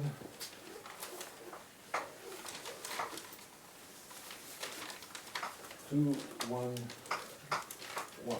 Okay, so this is just the sum of the terminal object with itself, and the push out of that is just 1 point. Okay.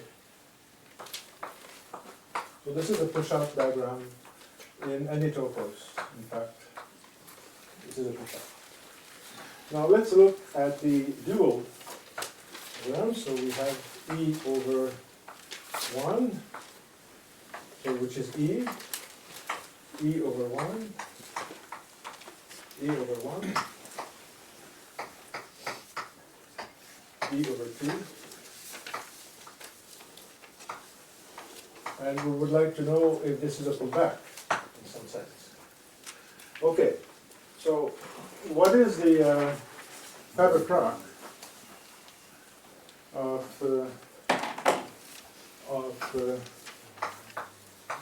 these two maps? So I can write E instead of E over 1. And okay, so I would like to take the Faber product of these two maps. What is this functor? It takes an object x, and it takes it to x plus 2 copies of x over 1 plus 1.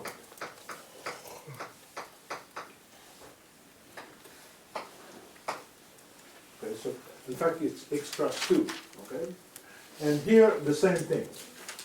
So we want to look at the pullback. Now the pullback should be, of course, it's in category, so we should have two objects here so that they're imaged with an isomorphism between the two. We are not going to ask for an equality. So suppose that we have two objects and we make 2 copies of them. We have a first copy for x and second copy and a copy for y. And then we take an isomorphism between, you see, x plus x and y over 1 plus 1. Okay, an isomorphism. That would be the descent data, you see an isomorphism between these two things.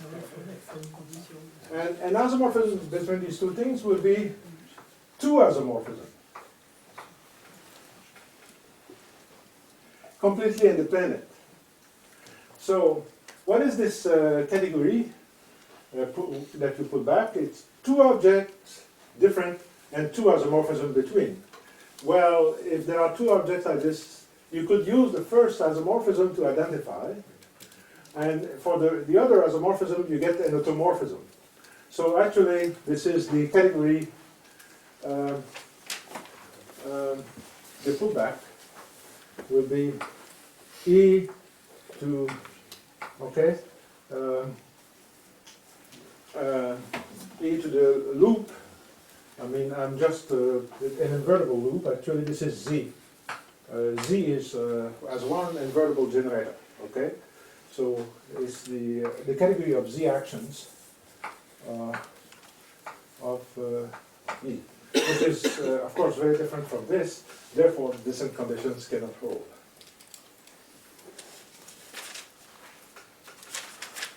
It's mono. I remember... It's mono we have. Yeah, but I remember I had thought about this. I mean, when you see the goodness descent conditions, you wonder this kind of questions. And in my early days, I would say, okay, I think I even constructed this example, and I say, oh, it's terrible. Descent conditions cannot be true in general. Okay, this was a wrong idea. Okay. The idea that descent conditions should be true is wrong. But Charles Rex said, no, it should be true, and we need to change the notions of topos. And this is how higher toposes were invented. Okay? So what happened with the idea of Charles Rex is that if you look at this diagram, if you draw the arrows, okay, this diagram, in the category of spaces, this diagram has an homotopy colimit. And the homotopy colimit, I don't know if you're familiar with that, it's just the ordinary, you construct it using cone. I mean, if you want to compute the homotopy colimit of something, you construct the cone, or maybe the cylinder. You construct the mapping cylinder of the first map. Okay, so you have A, and A is included in the mapping cylinder, and then the mapping cylinder of the second map.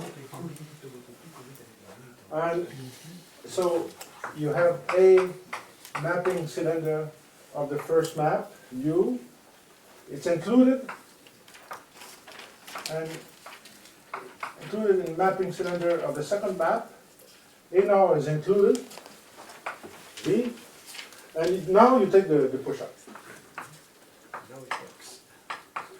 MV union over A and U. Okay? Taking homotopy colimits was a kind of art for a long time. I think the idea of homotopy colimit was first introduced by Graham Siegel. The idea of Graham Siegel, I guess, was that if you have a diagram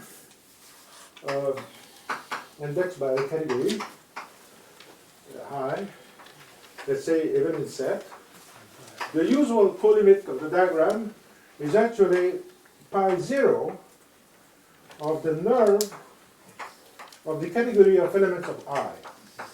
So you take the category of elements of I, you take its nerve, it's a simplicial object, and you take pi 0, and that's the colimit. Yeah. And so the idea of Graham Siegel was, why should we take pi, why not pi 1, pi 2? Actually, Giraud, in his book on what is that title? Non-commutative non-abelian. Right. He has a big limit for diagrams, because that's a big limit. And the big limit actually is the fundamental groupoid of this gadget. Okay. So I guess that Grothendieck and Zero already had the idea of homotypical limits, but they stopped at 1. Maybe because they didn't have the formalism. So the idea of Graham-Siegel is that the homotypical limit should be the homotopy type of this. So this is called H lim of D. Okay. And then people, I guess Kahn and Bosfield, understood how to construct homotopy limits. I'm sorry, this is H co-limit. I'm sorry. Yeah, no. H co-limit, right. They understood how to construct homotopy limits, and things started to develop from that. People in homotopy theory were using homotopy limits or homotopy co-limits all the time.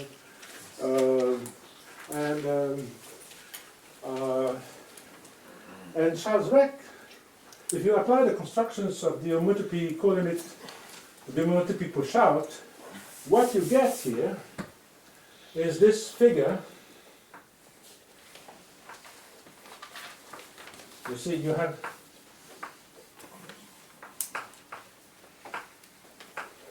let's say this is the point A and B, and now I have A, B, X, Y, and you have yes, X is X and Y. You have this. I mean, if you look at the diagram, you get this thing, and you see a circle. Aha! We have a circle. Right? Okay. So therefore, if we change the notions of homotopy co-limit by the notions of homotopy co-limit, we will have a general descent theorem. But for that, we need to have new objects. The homotopy co-limit of a diagram of topos will be, let's say, a simple object, for example, etc.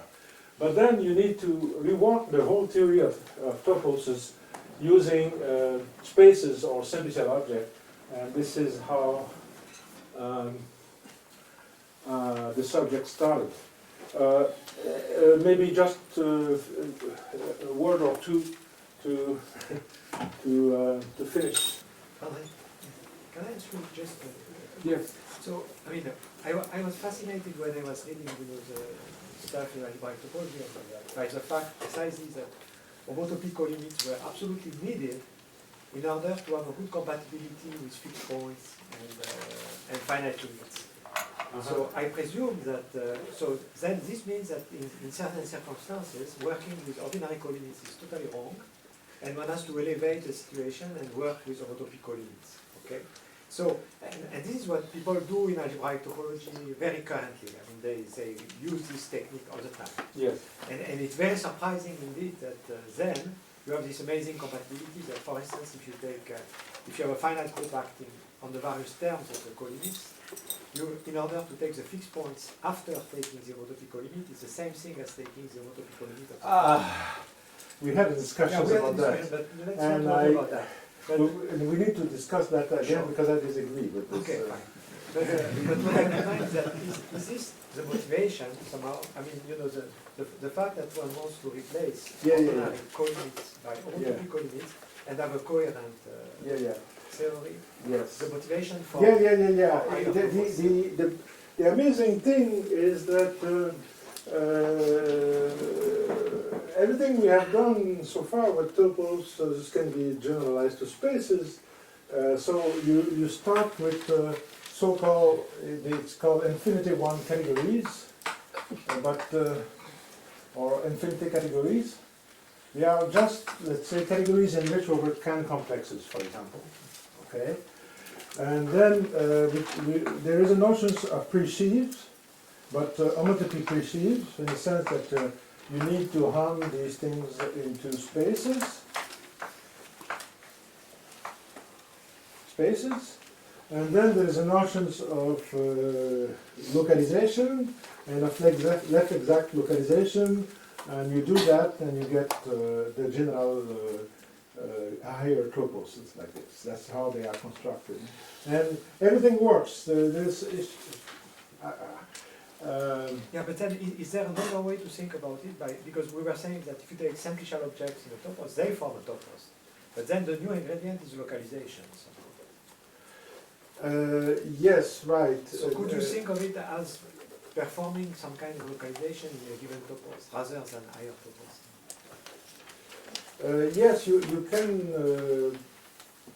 yeah, there are variations, right? Because some aspect of this theory was already present in the work of Voevodsky also, because introducing a multi-P method with algebraic geometry, looking at pre-sheaves, simplicial valued pre-sheaf, things of this sort. So the theory of higher topos is not coming from nowhere. There are various routes.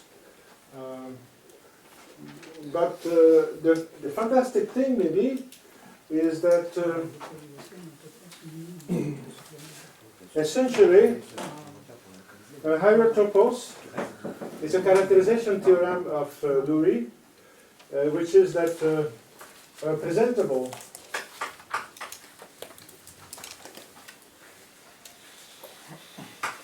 so-called infinity category. Don't worry about the terminology, but this is essentially categories in which over synthesis are said, or there are various models, is a higher topos.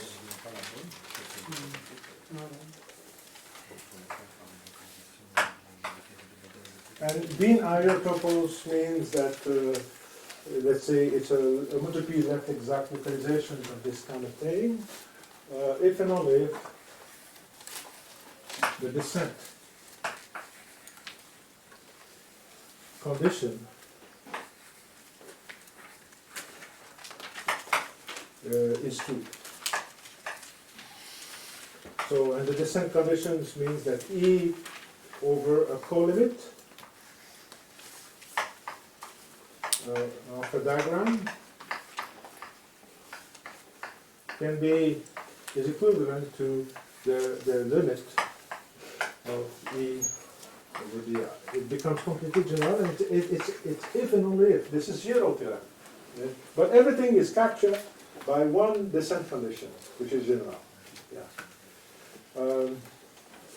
Yeah.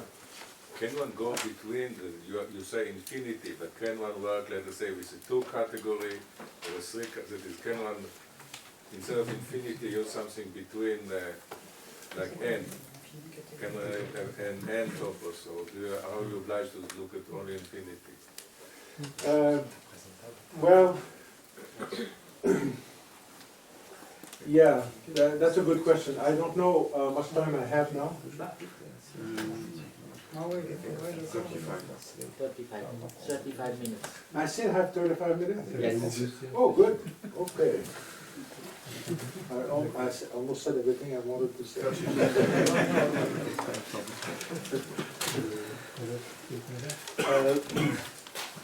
Yeah. Yeah. So, at the moment, everything is pretty much formal.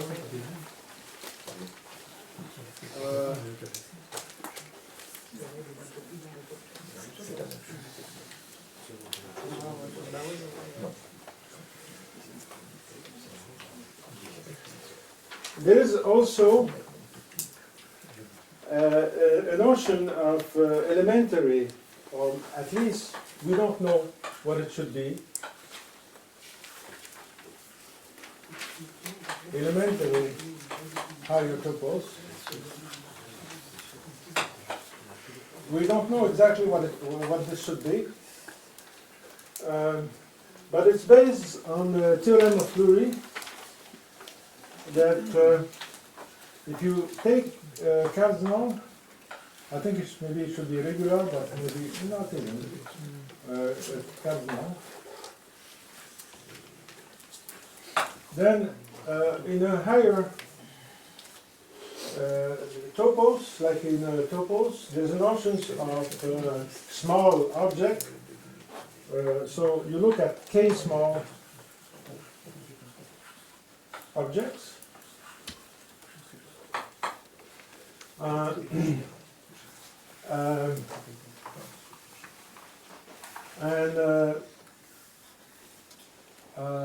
And also k-small maps.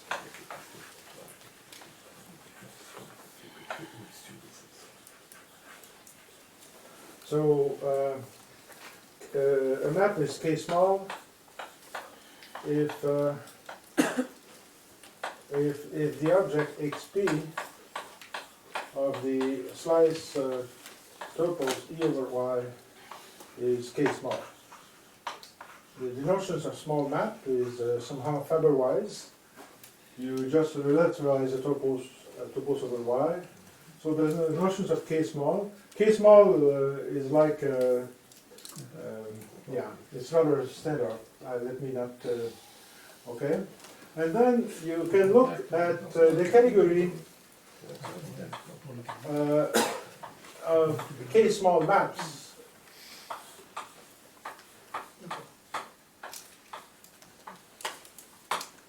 With a Cartesian square, so k-small. K-small. You look at the category of Cartesian square, where the vertical maps are k-small, but with squares which are Cartesian, homotopy Cartesian, and this has a final object, which, in other words, there is a universal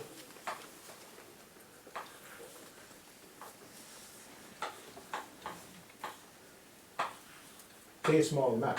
I write omega just because I want to stress the analogy with the classifying subobject topos. There's a terminal object.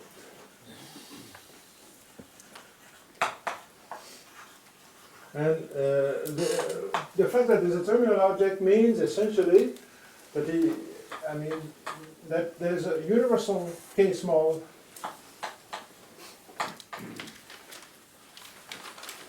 map, as long as k is large enough. I mean, you need to put some, choose k, okay, and then it means that given a k-small map, there's a pullback square like this, and the pullback square is the map here, the pair of maps here, is homotopy unique. So you may think of this as the universe classifying k-small maps. It's a direct sort of generalizations of the omega object, where in the case of omega, what it classifies is the universal monomorphism. But these are not monomorphic. no, you don't. That's the point. In fact, if you allow to a little bit of imagination, you could remove the k.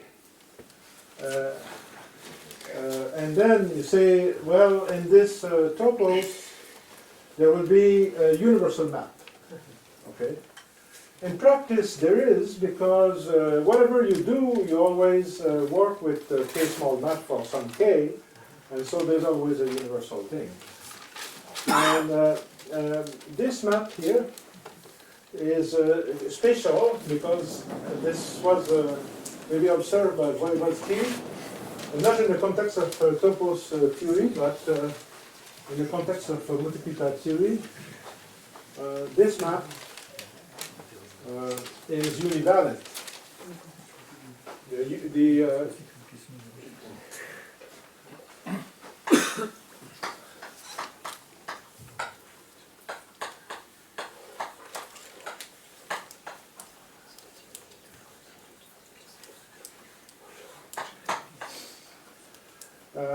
So I would like to explain what univalent means.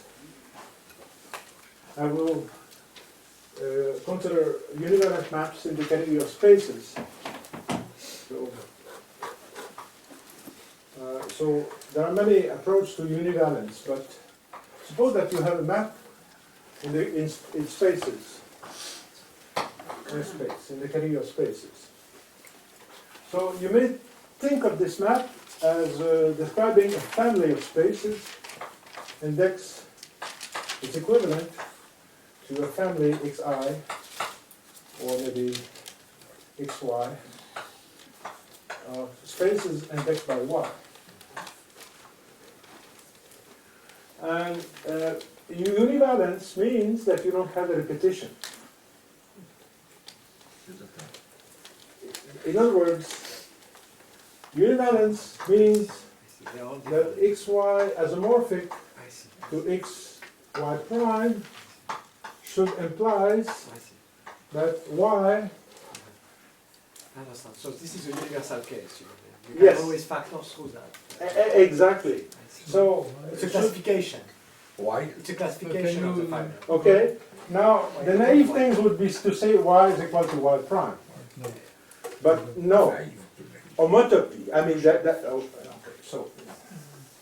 So that there is a path between y and y prime, and not only that there is a path, but actually there is an equivalence between the isomorphism here and the path between y and y prime. There is a complete adequation between, I would say, the space of isomorphism from y to y prime, or I would say equivalence. Okay, homotopy equivalence, the space of homotopy equivalence between the two fibers, and the space of paths between y and y prime. That's the notions of univalence. And these classifying maps there are all univalent. This is typical of a universal fibration of any type. If you have in topology, if you take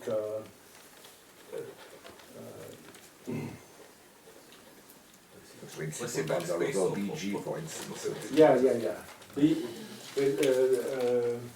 Right. Lorentz construction. Yes, BG yes, over yes, BG with a group G. Yes, exactly. Yes. Can I make Yes. one remark? Yes.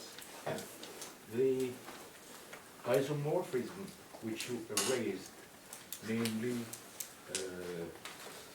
x over a plus b, is the same Oh, yes, right. over For the a descent? cross, etc. Yes. And the notion of case-mode maps, Yes. which you are defining now, I think they are notions which should be expressed not for the situation you're looking at, but for vibrations, fiber categories. Let me just explain why. Yeah. If you have a vibration, you can say, for example, or axiomatize, if you see a vibration as the fiber over some I as families of objects indexed by I, object of, Yeah. then you can Ah, define okay. families of small yeah, or sure. k-small objects. Yeah. Okay? Independently of the Okay. fact what you are looking at Right, is right, the right. vibration such that the Yes. fiber over each A Yeah, is yeah. A over A. But Right, this right. can be defined Yeah, for yeah. any vibration. Okay. The Well, same goes Okay. for, Jean, I understand your for point. example, let me give one example No, but which doesn't fit. No, just one Yeah. example which doesn't fit with what you say. Suppose you have an internal category. Yes. Internal. Yeah. Okay? You can define a vibration Yes. by looking at just mapped into this internal category. Yes. This vibration will always The satisfy univalent. fiber over Yes, A plus right, B right. equal Yeah. fiber. Yeah. And many other vibrations. Okay. That's a Yeah. property. I That's a yeah. property of vibration. let me Can be comment. true what you or just- not true, Let me comment but it's what you just said. it's a notion of Yeah. fiber category. Wait, just a moment.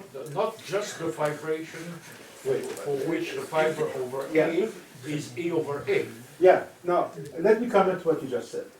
And I have studied. you in your work, you have constructed, given a map, an internal groupoid associated to that. The internal groupoid, given a map in a topos, for example, the internal groupoid, the objects are the base space, and given 2 points, let's imagine that you have elements, given 2 points, the arrows between the 2 points are the isomorphism between, or you have even constructed an internal category, Yes. or whatever.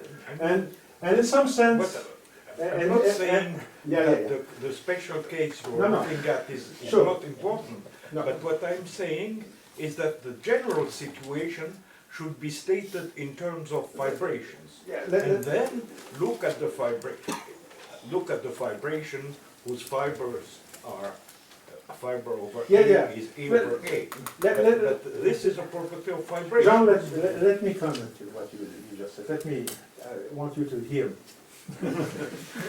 Je crois qu'on peut continuer cette discussion tout à l'heure.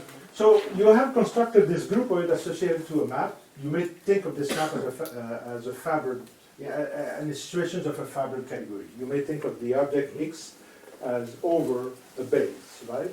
And then you have constructed this internal groupoid in the base that represent that. And I like this construction, and I use it as often as I can. It's a very interesting construction, and somehow it is saying that somehow this groupoid, I mean, this is an isomorphism between 2 points of the base.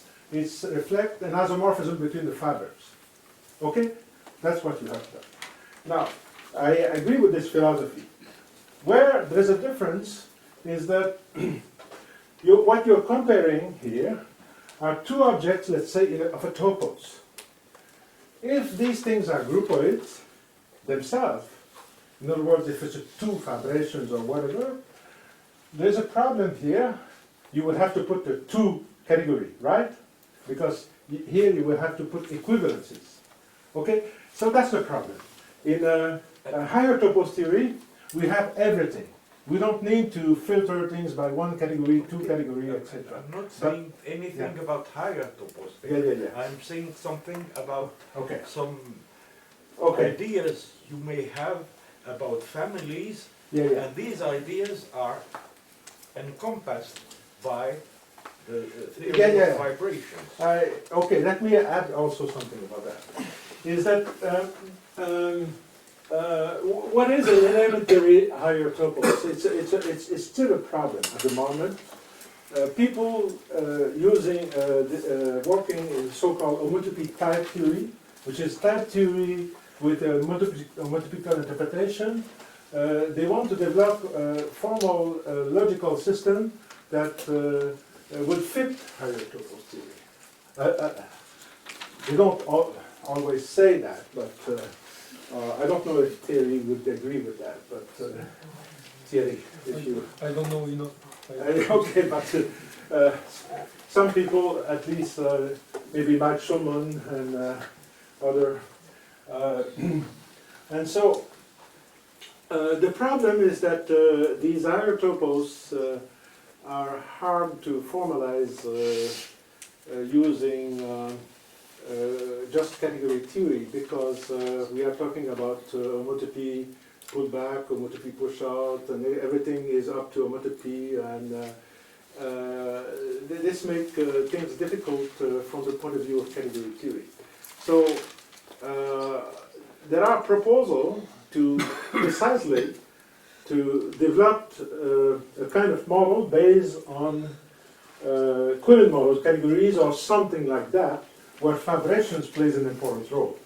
In other words, a family of objects, like P, for example. Here I said there's a family of objects, that this family should be expressed by a vibration. Okay. Things are developing. There is not yet a precise formal system about that. I'm personally thinking about the problem. I don't have complete solution. I'm sure that your work is relevant. Your work on fibrations is relevant because in the axiomatic of element of multiple-type theory, the idea is that there is a notion of a fibration or small fibration and then a universal one in addition. So instead of having an object omega, there is a universe which classifies fibrations. Okay, and this fibration is univalent.